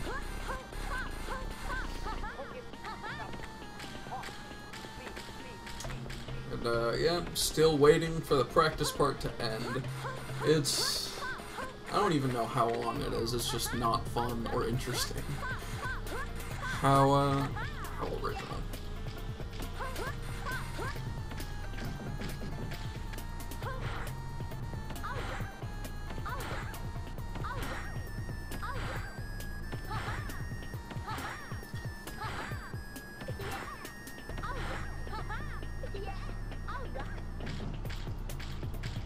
Oh, yeah, it looks like I do totally, I didn't know if I'd have time to do this, but I actually do.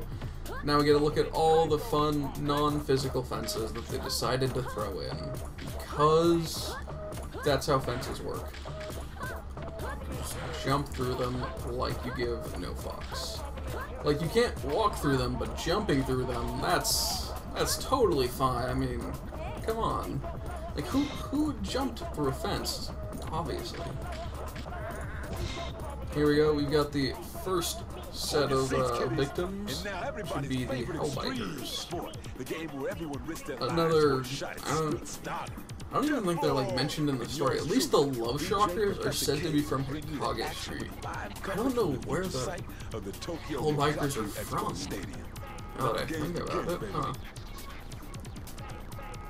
First up, we have those hard-headed bikers, the Doom Riders versus the GG. Goddamn Hellbikers. So the strategy for the Death Ball actual race, other than the sitting there and waiting part of the tutorial, I guess, for Death Ball, The Doom Riders is used to be called simply Hellbikers. do a lot of grinding here, They get got 10 their cans, skulls boost, pulverized, and then never boost again, because boost is also the throw ball button, now they have which, their skulls replaced with yeah, so you helmets. gotta take the nice slow route.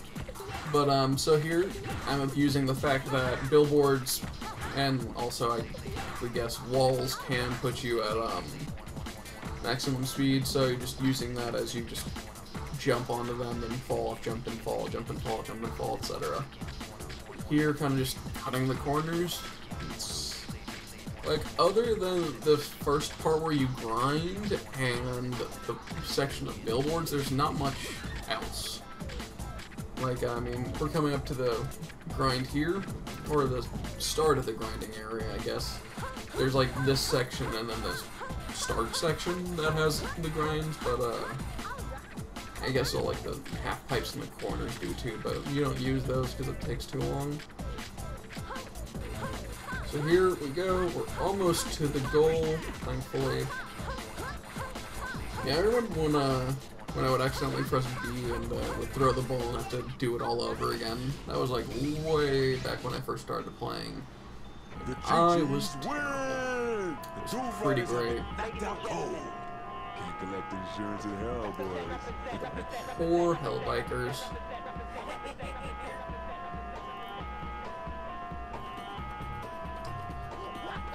How did they even get those helmets? Like, what the fuck was Rikaku doing?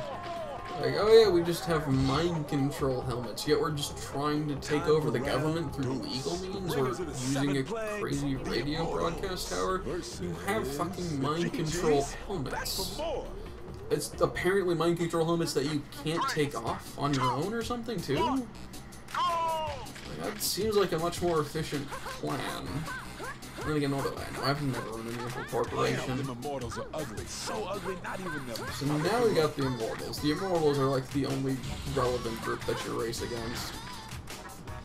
I actually kind of like the Immortals design. It's a shame that that like you don't get to see a lot of the other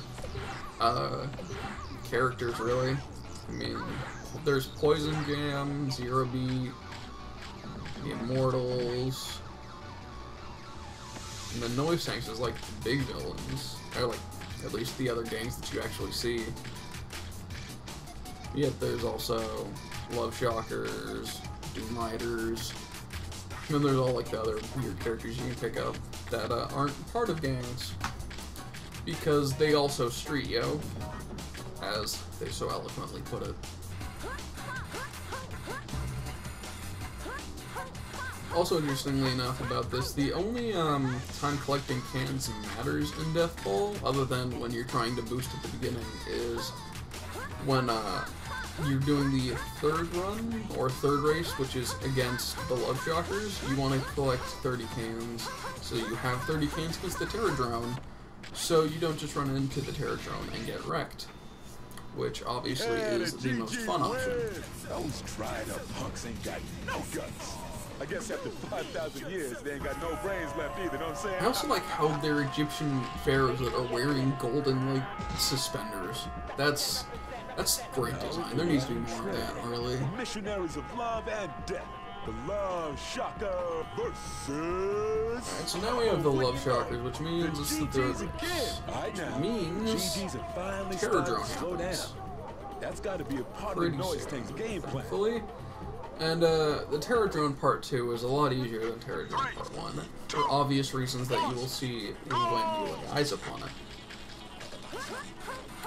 Also, I don't know, but like at the start of this race, all of them don't get on the rails. I noticed that they all like start running down the left corridor. Yeah, once I start grinding, like it looks like they start grinding too, but I don't know why they just don't start grinding in the first place. Always confused me.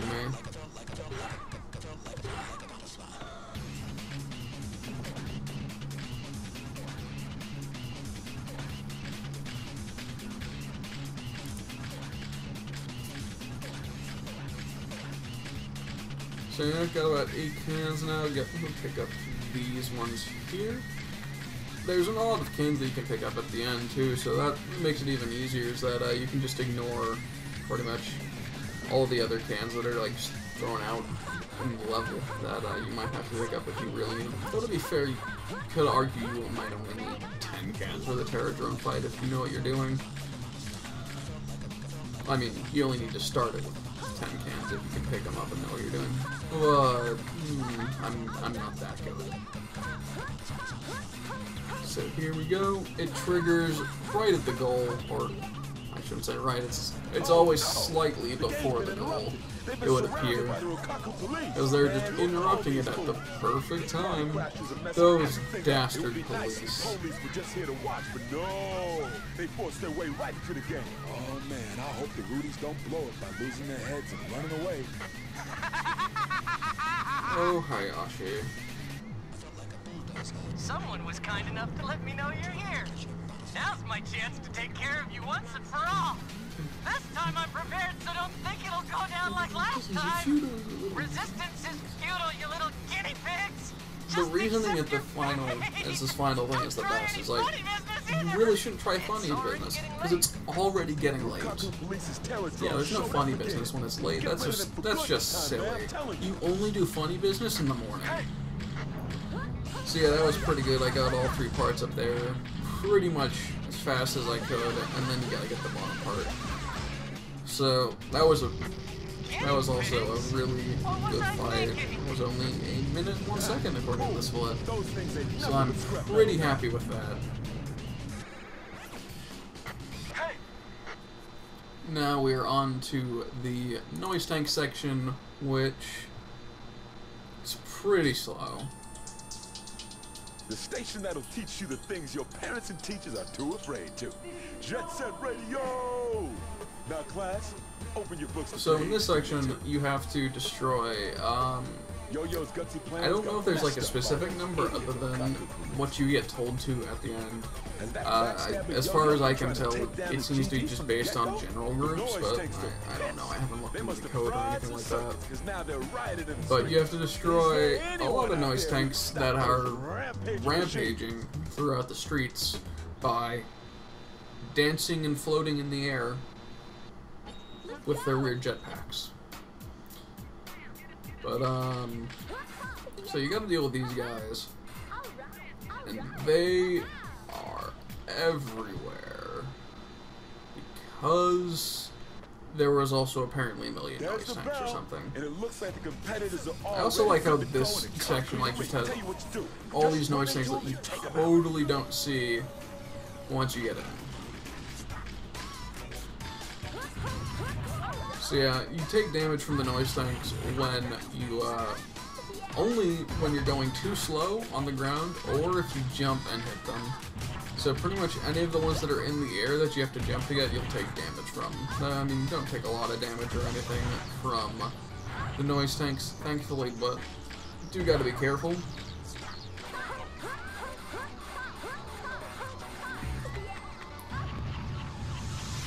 So the other reason that cleaning the noise tanks is important is it lets you come back to Dokenzaka Hill, which lets you get all of the graffiti souls that you unlocked earlier, or you, I mean, me. So that will let me be able to get all of the graffiti souls for Clutch without having to go out of my way, since there are a total of, I think it's 5? That you pick up here, so you don't have to get them in other places. You can also technically use these for safety ones too, if you wanted.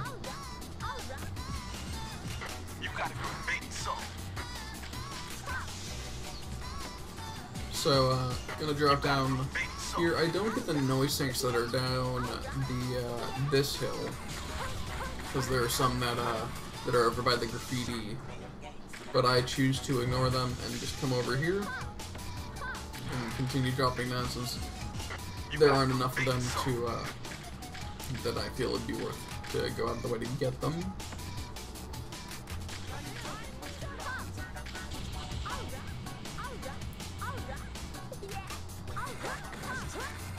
So there's also one graffiti soul left to pick up here. Pretty much done with this Dokenzaka part. Also only have a couple more noise tank areas to go through, other than the mall. Like, there's just the mall in this section that's after the mall. Oh, fall down there, that's a mistake there. But I don't count this, as I said, because I don't count the mistakes in this noise tank session, since I am still trying to figure out the best route for this. Like, I've made some recent changes to it that are in this run that greatly improved what I had earlier, so like I'm not entirely sure what else may or may not change, so I don't really count the mistakes in this area. But there certainly are a number of them. So I used to take the route by going down the long hill of Dogenzaka to get to Shibuya, because I go to the Shibuya terminal for the second part of this killing of the noise tanks, and I used to go down the hill. But I realized going down the hill just costs way more time than going through the garage, and thus also going through the garage lets you get some free health, so you don't have to go out of your way to get any red cans. So it's just a nice little shortcut that I believe it saved me like roughly 30 seconds, if not more, alone on my split for my old noise tanks shenanigans.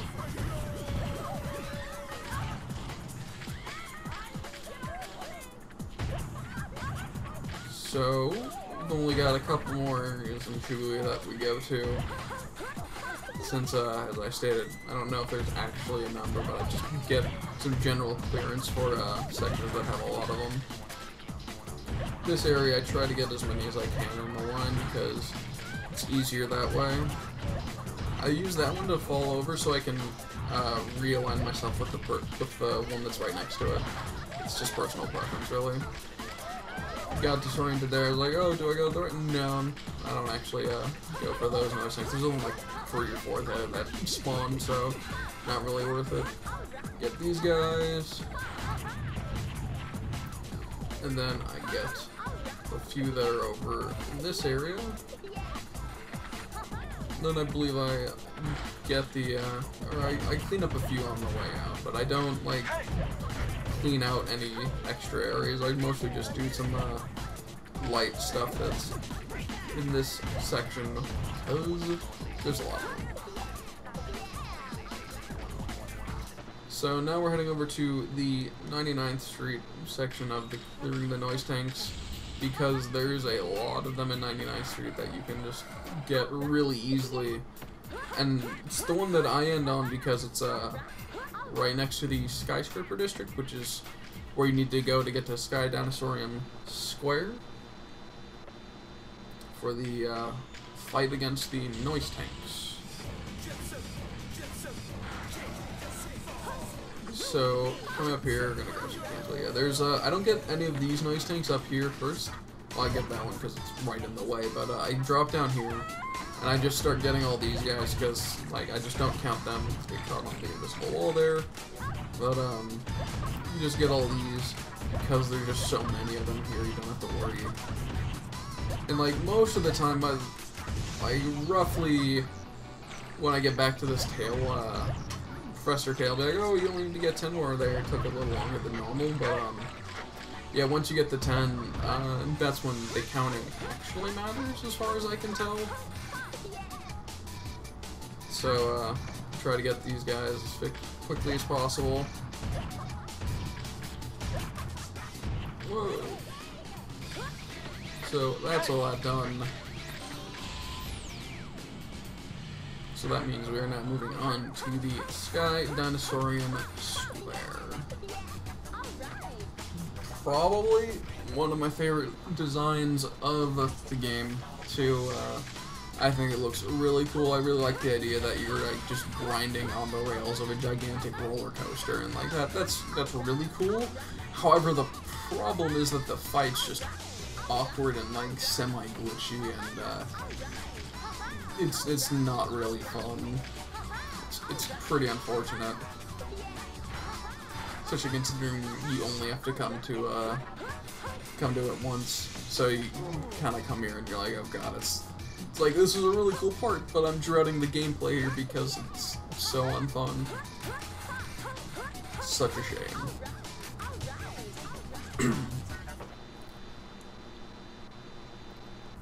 So there's a couple strategy things that could be worked out for Sky Dinosaurian that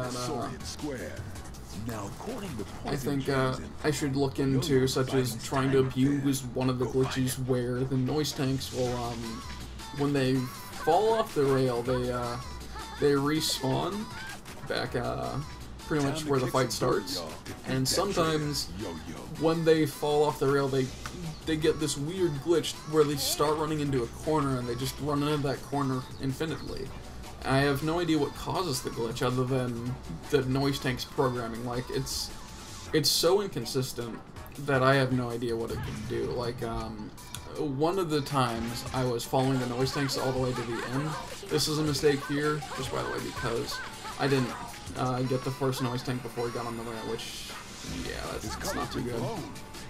But the story is, so it was just a regular noise tank fight, and like, except for I was on the last noise tank and I was chasing him, and we got to the end section where you're going up in a spiral up there, and the noise tanks jump off at that spiral to go get some health cans or something. I don't know what they go for and grab, but like, he jumps off, and then I just watch him, like he would normally jump onto the rail, and I'd watch him proceed to jump off the edge, just directly, like he just didn't even try to get on a rail or anything, he literally just jumped off the edge into the abyss, and I was like, what? So I followed him, and like, it appeared that he had already been in the glitch mindset where he killed himself and then reset him. It was really strange, and I have no idea what caused it at the time. And as such, I can't consistently make them do it. If I could make them do it consistently, it'd actually probably be a little easier, but you'd still need 9 cans? I don't know how many cans it takes to get a noise tank. Maybe it's only 20, 25-ish. If it was 30 like one of the Poison Moon guys, it could be pretty hectic.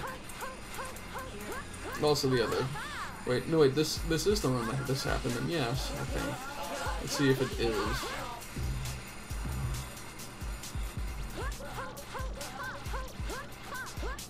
No, it's not. I don't actually see him here, but I realize he jumped off somewhere. So I jumped off too. So you actually get to see the glitch in action, but you didn't get to see like the thing that I saw. So they just get stuck in this weird thing where they just run into this corner. I have no idea, to be honest. I still don't know what causes it, as I've said many times. But it is really funny. Because it's...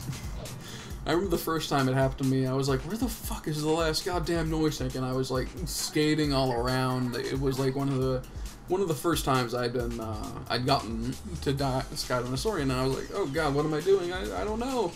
I'm just grinding along the roller coaster trying to find him, and then like as I'm grinding up the spiral, I noticed this movement out of the corner of my eye, and like I noticed that he's just running into this wall or corner, and it's just like I was so utterly confused. I was like, how did he get there? What happened? I thought it was like one of those random, one of the time things that like you can never explain or see again, but like no, it's a fucking consistent thing. Consistent enough that like I can almost count on it on runs sometimes. It's kind of weird. Yo-Yo's real identity was nothing but a noise tank in the So now get all the fun stuff about the Golden Rhinos and all their nefarious evil schemes to destroy Tokyo or the streets of Tokyo as it is. Since the Rokkaku police couldn't take care of the Rudies on their own, no, not the Golden Rhinos. Their own little secret special forces group to tear up the streets. The Golden Rhinos are a group of highly trained assassins brought together by Rokkaku Goji, the ringleader. So, yeah, first thing we have to do after this cutscene is to go find Clutch, since we have the Kicked out of his Houston number of graffiti police souls organization. needed, which is Gotta be freaking 40, out by now. since you only need to collect 20, since you start with 20. But yeah, that's the first thing we're gonna do is go after Clutch, and then you guys get to see the only reason I grabbed that Kibogaka save point is to also use one of the very few glitches that I think is even like usable for this run, Defeat the Golden Rhino goons. which is And pretty cool. find Yo-Yo. It's not like it's game breaking enough to be abused in other places. Like, I mean, it saves you a ton of time because hypothetically you'd have to chase Clutch somewhere else afterwards, and who knows how the fuck long that could take. I actually have no idea if you could get all of the Golden Rhino guys in time and still get to Clutch in Kibogaka Hill. So I think it's personally a great glitch because I am far too lazy to go test that when I already know this is the faster way. So yeah, I like being lazy. Also, you'll notice that I don't go for any of the second gen graffiti, since you only have to get the first generation of graffiti, since there are two-ish generations. I mean, the Golden Rhinos and the Zero Beat graffiti are essentially the same generation, but after you beat the first act, I guess, with regular graffiti, then the Golden Rhinos as well as Zero Beat show up, and they spray paint more in different places, so you have to go get those ones, except you don't have to get them because none of this stuff is required like that. You can ignore all the other graffiti. I got pretty disoriented there. Pretty bad, but yeah, not the worst. So yeah, what I did there was I switched characters in the middle of a fight, which means the fight doesn't happen, or it despawns everyone because you switch characters, so it resets the area. And since you didn't hit the trigger, or since you hit the trigger with another character, and since you respawned the area, the only way to do it would be to hit the trigger again, which you do on the way out, ironically. So now we are in the fortified residential zone, which this is a part of a very, very silly idea where they have these. I don't know why they just don't kill Yo-Yo, but instead they decide to set up bombs to blow up this entire area for some reason to take over this. I don't know. It's Rokkaku does not have a particularly logical way of taking over the streets / Tokyo, and eventually the world is his goal. Because, of course, everyone just wants world domination. Especially if you're evil. Not like you just want to be rich. You gotta take over the world too, because having enough money to buy anything you want is, like, different or something. So I don't actually go up and get the blue device up there yet. I get the one that's down here first so I can skip it later. It's just personal preference. I don't know if it actually saves any time or not, but I mean, it's essentially the same amount of time either way, because now I just go over here instead of having to go down and turn around to get to the other device. This section's also pretty bad for me since I like to jump early, and jumping off those ladders early means that you essentially just fall back down and then you possibly get turned around. So that could take a lot of time if you do it wrong. So now I just like wait until I'm entirely sure I can make it, because I like to play risky. Like there. Like that one was, I waited a little while for it. The first one there, I jumped pretty early. If you are hearing this tape. Good thing we set up backup explosive devices in case you somehow spray painted the other devices to not explode. How interesting. I'm glad you planned for everything, I guess. A second time. It's good foresight. Good job. So yeah, I also like how they give you 30 minutes to do both sets of timers. And like, I don't even think I use a total of 10 minutes on the area. Who knows? We'll see soon enough. So yeah, we're coming up here. We've got to get the red devices, which are also green. Well, they're green now. Haha. So yeah, there's those to get. There's also some guys you can spray paint around here too, I guess. I actually think these are the only enemies in the area that you can fight before you find Yo-Yo. I don't know. They're just here too. That's a mistake right there.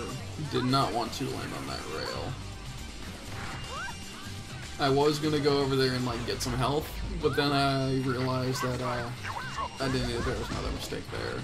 We're almost to the total of 41 mistakes. Hooray! I'm that terrible at this video game. Success.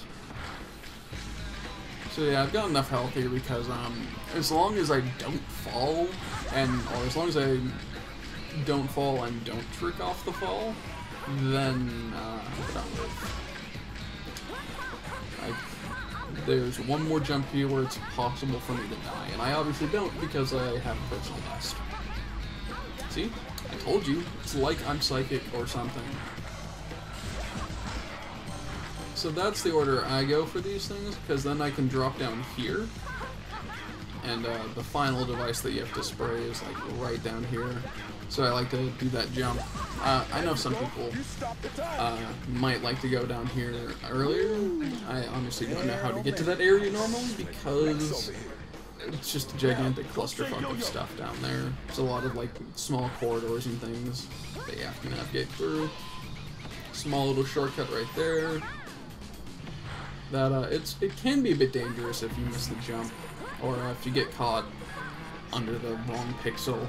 And yeah, it's happened to me where I literally had to run in right there because I get caught under the pixel and it pushed me down. I'm like, well, there's no way I can make up the time I lost there. Because if you miss that jump, it pushes you down to the lower area.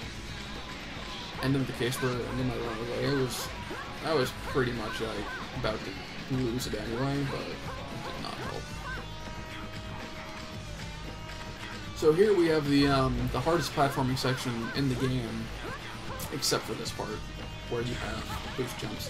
Yeah, you're supposed to like jump on those platforms that are in front of you. Some of them will fall, some of them aren't. You have to fall correctly to get to the next area, or you can just boost jump to all of the areas. It's a lot harder to do it for the third and final area, but it's still possible. Like, I mean, it's like here you're about to see it. It was totally doable. Yeah. So fuck actually platforming because I have boost jumps. Boost jumps are the best. Heads up! You got golden rhinos incoming! I guess they didn't like you messing with the timers. Take them all out. So, of course, how do you deal with kids who are going to rescue their friend that you kidnapped? You send in fighter jets. I mean, they're kids, right? But why wouldn't you send in fighter jets? This part was pretty scary. I nearly died here. You'll see me like continue to run because I totally died. Or had a run where I died after the fight was over. I was like, oh no, I'm totally fine. And then a missile hit me and I was like, no. It was rather heartbreaking. But so yeah, now I run away from everything, even at the end of that fight.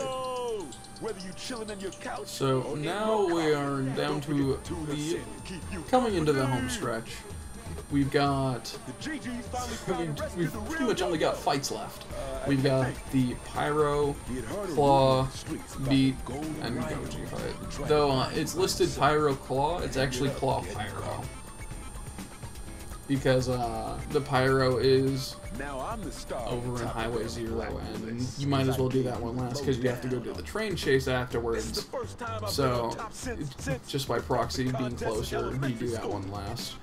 This time I've got nothing to say except it's time. Though the Claw fight is an interesting one. There's a lot of, I shouldn't say a lot. There's a number of things that I could change with it. I guess I've heard some stuff that might be useful. I have no idea. It's a fight that I'm terrible at. Oh yeah, Zero Beat, I forgot about him.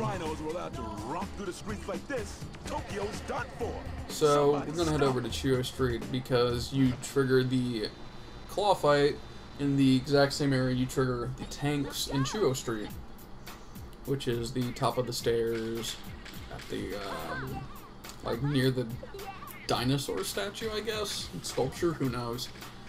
It could be one of those things. I also have no cans here after finding Yo-Yo, so I have to make a short little detour to go get some. Thankfully, there's always 30 cans on this rail, so if you're like short on cans, you can just come and get them. I know I like to get them in the Zero Beat fights because going out of the train chase is pretty bad without any cans. Especially since I'm terrible at the train chase and I always come out with like no cans. And I guess it's not really a train chase, it's a train fight. Yeah, it's weird. Fighting a train that shoots electricity and rocket cars at you. Who the fuck thought of that? Okay, so here we have the Claw. At least that's what I call him. I don't think he has a name.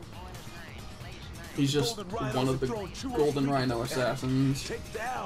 He looks badass. But, so this fight, I've heard that you can use the street lamps there in the middle area to body block this Claw so you don't take damage. However, I feel that it's still quicker to take the damage. And I fall down there. That was a mistake. Keep running into him, trying to get revenge. But yeah, I didn't want to run into him, so I lost some time to spray on him there. Pretty bad.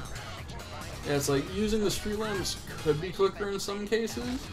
I know dodging definitely isn't, because dodging means you have an even longer claw rail to grind, so you don't want to do that. I mean, in some cases, using the street lamps could be faster, but I don't really see it being faster, or most of this, since they're not close enough. I mean, when he's on the dinosaur statue, it's totally possible that it might just be faster to have him shoot the street lamps, but I'd have to test it. There's a lot of things in this game I needed to test, but that sounds like effort.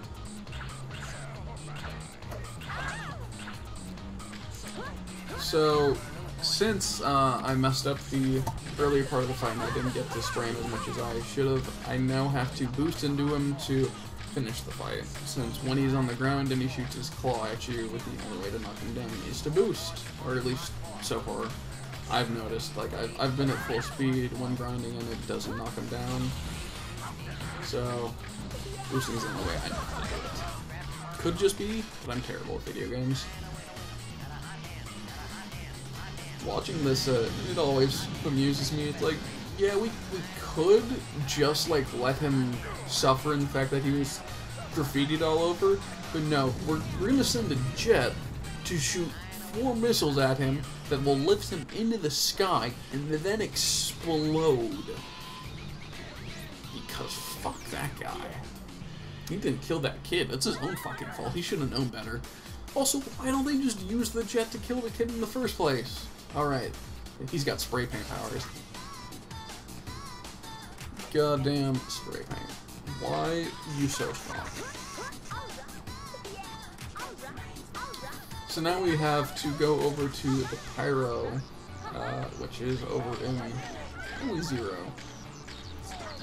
The Pyro fight is a lot easier than the Claw fight since you can knock down the Pyro without having to go on this convoluted grind quest.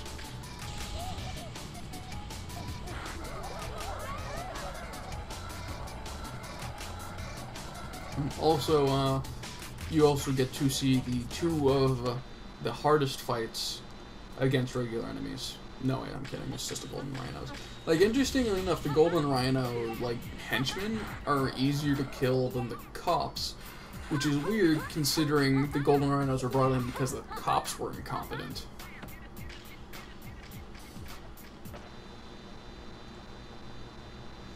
I mean, like, here, you'll just see them, like, all just, like, turn around and, like, group into this mass of easy knocking people over and spray paint. It's pretty great.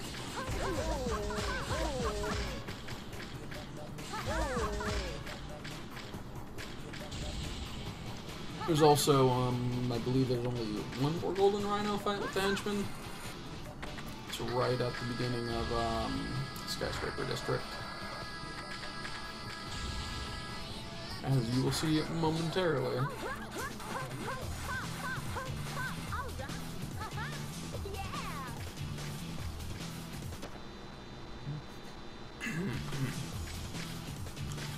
Yeah, I don't know. I got some weird lag right there.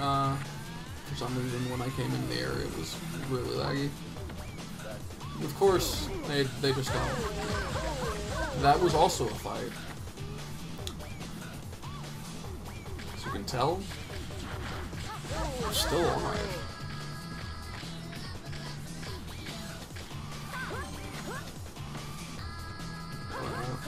I guess I went back for those cans. I don't really know. I didn't need the cans, to be fair, since there's enough in Highway 0 anyway.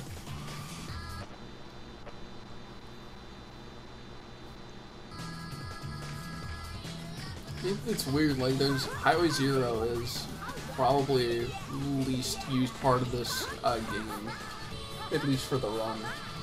Like, you come here twice, and you don't even see the full course, like, ever. Unless you have a really, really bad fight with the Immortals, but like, most of the time you won't even get to the ramps at the end of the pipe section. And then you just have this where you just come over here and knock those women down like, oh!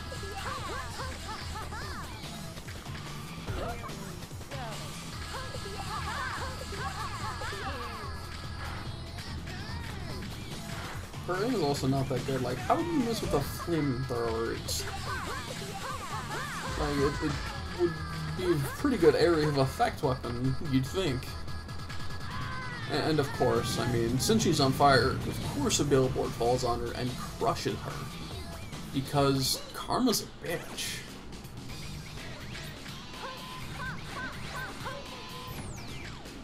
So now, I actually don't have the split listed here. I added the split after this run, since this was an old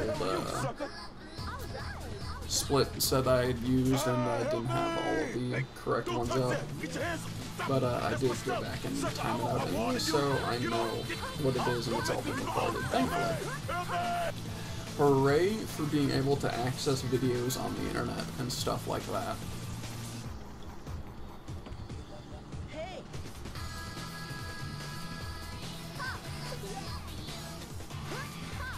So here we're coming up to the train chase, where I don't even know what's on the train. Like, it's never explained other than being called a crazy machine. Like, no one knows what it does. It's just this thing that looks like it came out of some steampunk writer's nightmare. It's pretty cool. I just wish I knew what it did.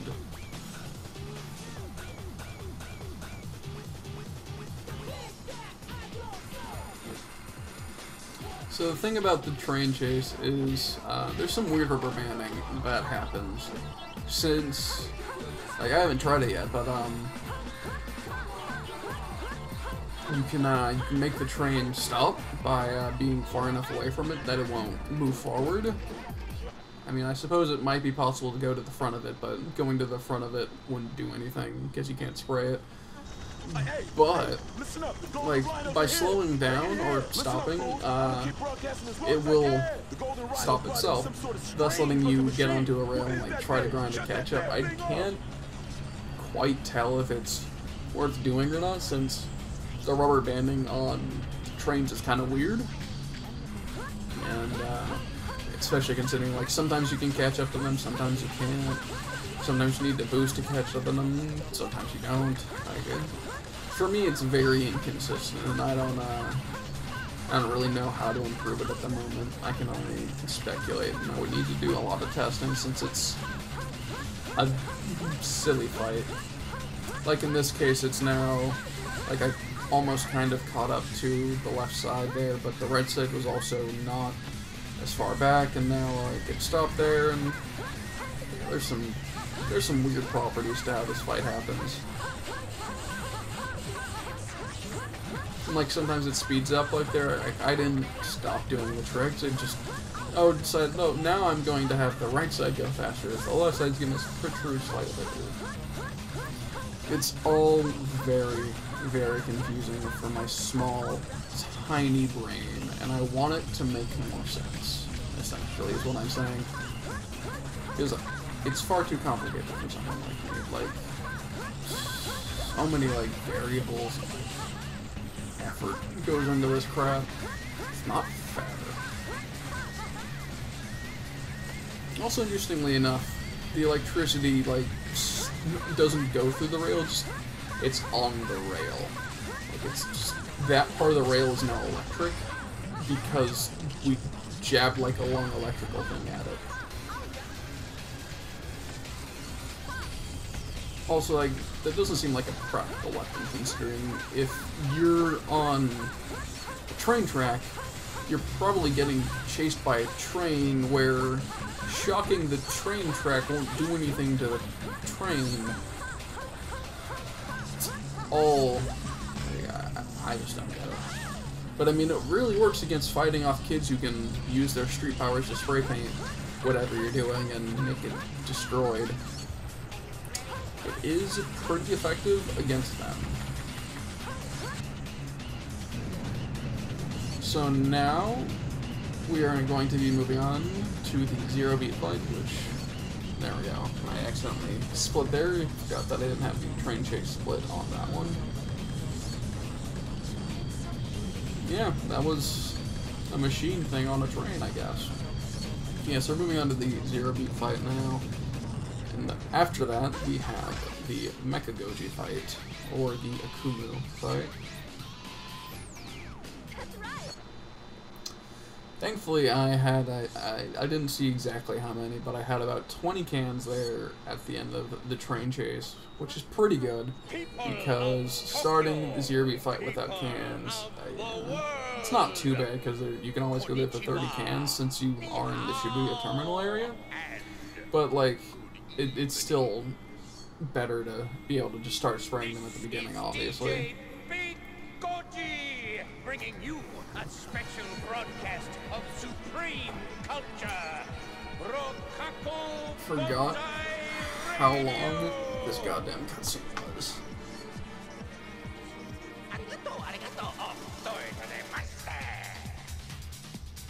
To start off the night, I would like to proudly announce that, while it was a little behind schedule, the Rokaku Expo finally begins today! Thank you, thank you!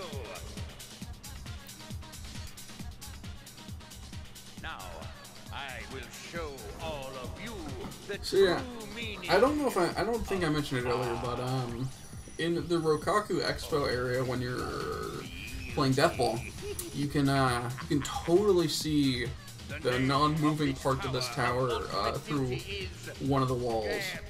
It's definitely there.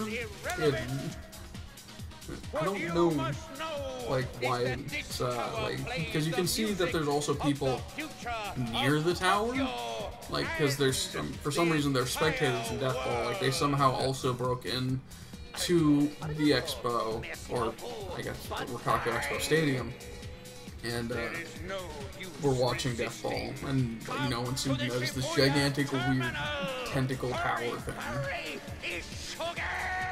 I think at least someone would have like tried to spray paint it. Like that's what all the kids were there for. Unless, of course, the noise tanks are like that good at not letting people spray paint stuff.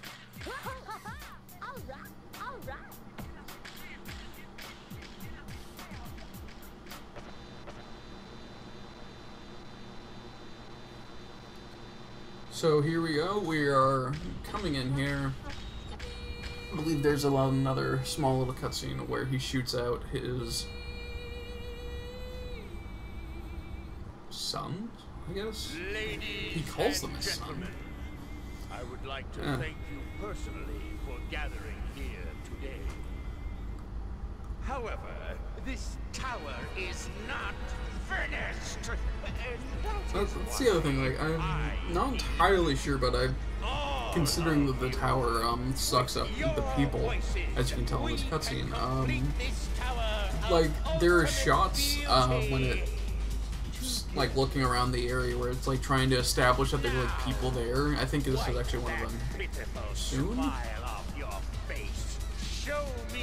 don't know if it's this cutscene specifically, but it shows shots of this empty area being like, yes, yes, mwahaha.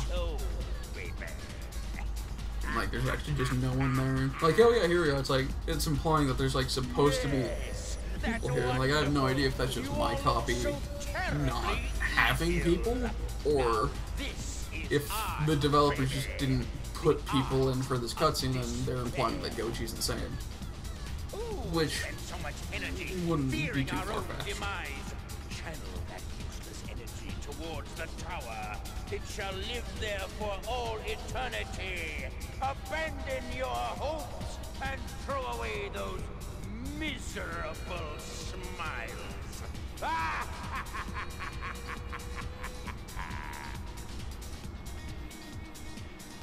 And now, here to no, not son, I guess. Beautiful children. Son and daughter, yes. He's got one of both. And DJ Big Goji will provide the DJ Big Goji. Thank you.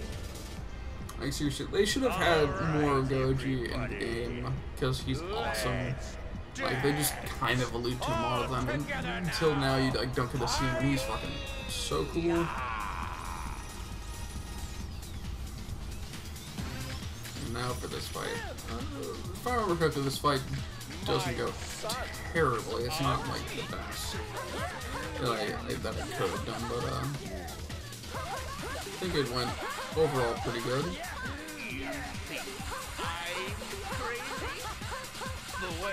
Almost get a kill on him. Pretty sad that I wasn't able to, but this means that I'll at least get to get them when they come through this area.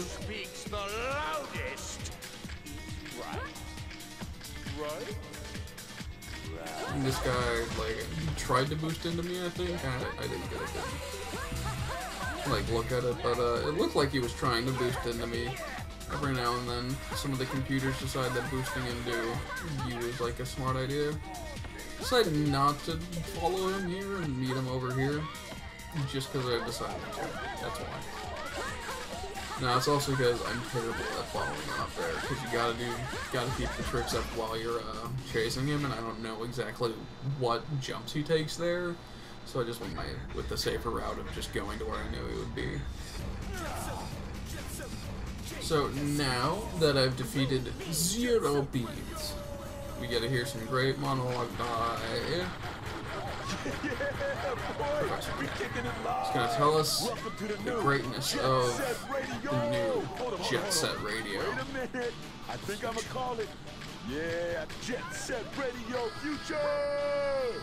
So at this point, I'm also just getting some cans since you start the Goji fight with however many cans you have. So having 30 is pretty good because then you don't have to collect them on the way up, which is obviously preferable to collecting them while you're in there. I mean, you still have to collect another at least 20, assuming like you got a perfect fight with him, because you have to use 20 to knock him down twice with the boost, and then you need to spray him with 30.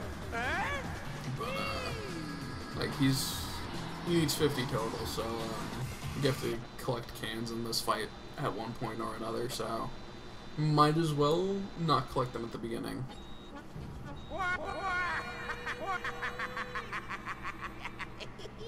All of you, heed my words. I really wish they'd like let you create your own skate park like in this dimension. Like they could have had a create your own skate park feature. That could have been pretty cool. But I mean, To the future. arguably like wouldn't be practical. I mean, to be fair, the Tony Hawk ones aren't like you can't create like super crazy fun stuff. So who knows? It'd not be hard to say. Oh god, Mecha Goji! Oh no! So, the route I use to get up top, since there's a number of ways to get up, I think this is like the shortest one that I found. Like the other ones are all somewhat convoluted, and like the one up there, you gotta go through that loop, and you gotta do some other crazy jumps and some timing. This one seems like the shortest and the most straightforward. Cause like right now, as soon as I get that grind there, you're already up there. Well, the other one, like if I remember correctly, I still would at least feel like I'd be jumping everywhere. So that's one boost, gotta hit him with one more, and then he is vulnerable to my spray can magic. Now he's vulnerable to my spray can magic. But he's also got a weird little hitbox here. He knocks me off, I don't get to use the final can, however, it doesn't really matter since, as I said, I would need to come down here to get cans anyway. So, like, I knew this would happen, so I'm not entirely saddened by falling there. I do kind of wish I'd been able to get all of the cans out of there, but it doesn't really matter in the long run. I at the very least want to do at least some damage. Like, even 5 cans. At the very least, I'd say 5 cans of damage before falling again. Because that way I'd have, like, a reserve of extra cans I could, like, rely on. And this is just weird. Like, he just runs in a circle around me for a while, and I'm like, what? Running circles on my ass, if you will. So, here we go. Oh, no. There we go. And that is the end of Terrans. Sad to say. Just the end, man. I think I covered pretty much everything I wanted to. Guess I'm gonna just, let all of these credits play out then.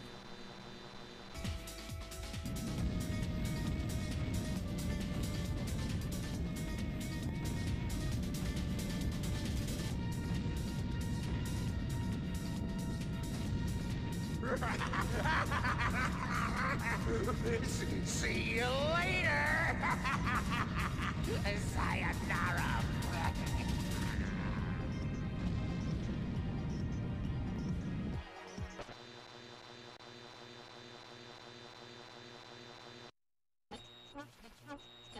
Man's desires crumble as the tower was once again nothing more than steel and glass.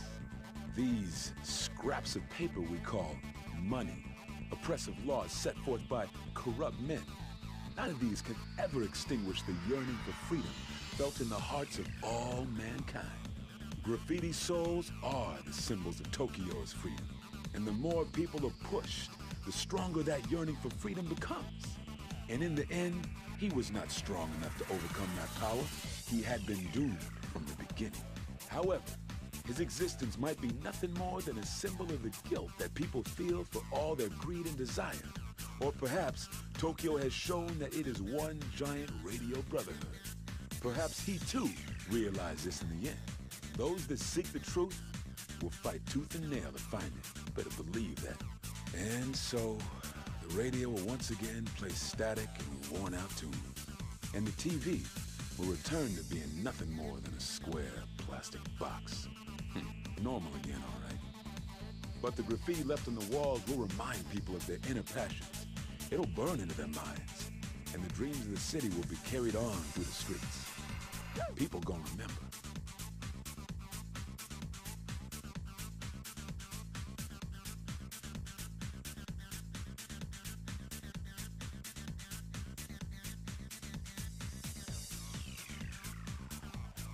Yo!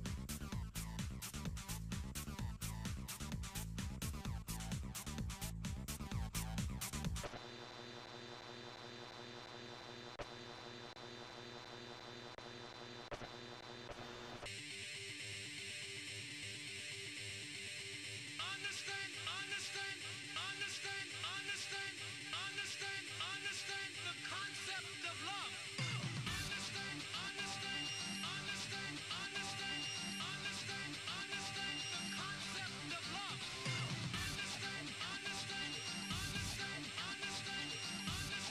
Understand the concept of love.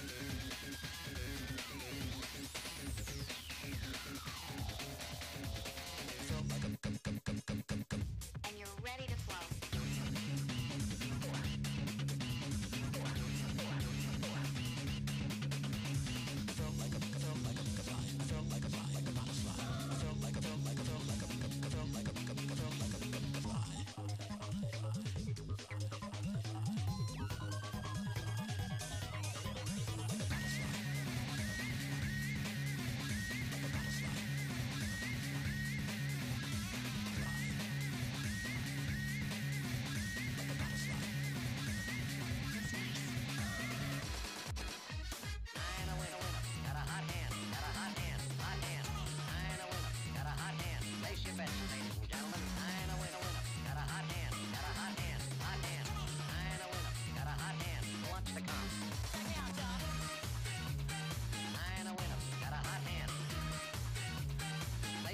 Ladies and gentlemen, I know winner, got a hot hand. Place your bets, place your bets.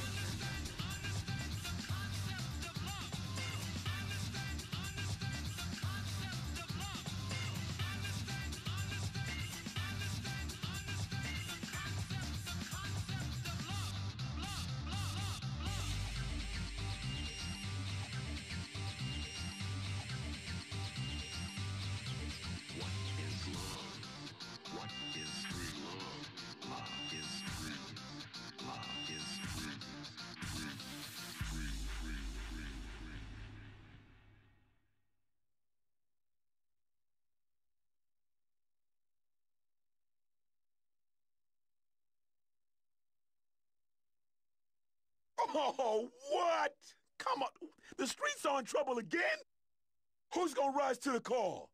Remember, the streets don't wait for no one.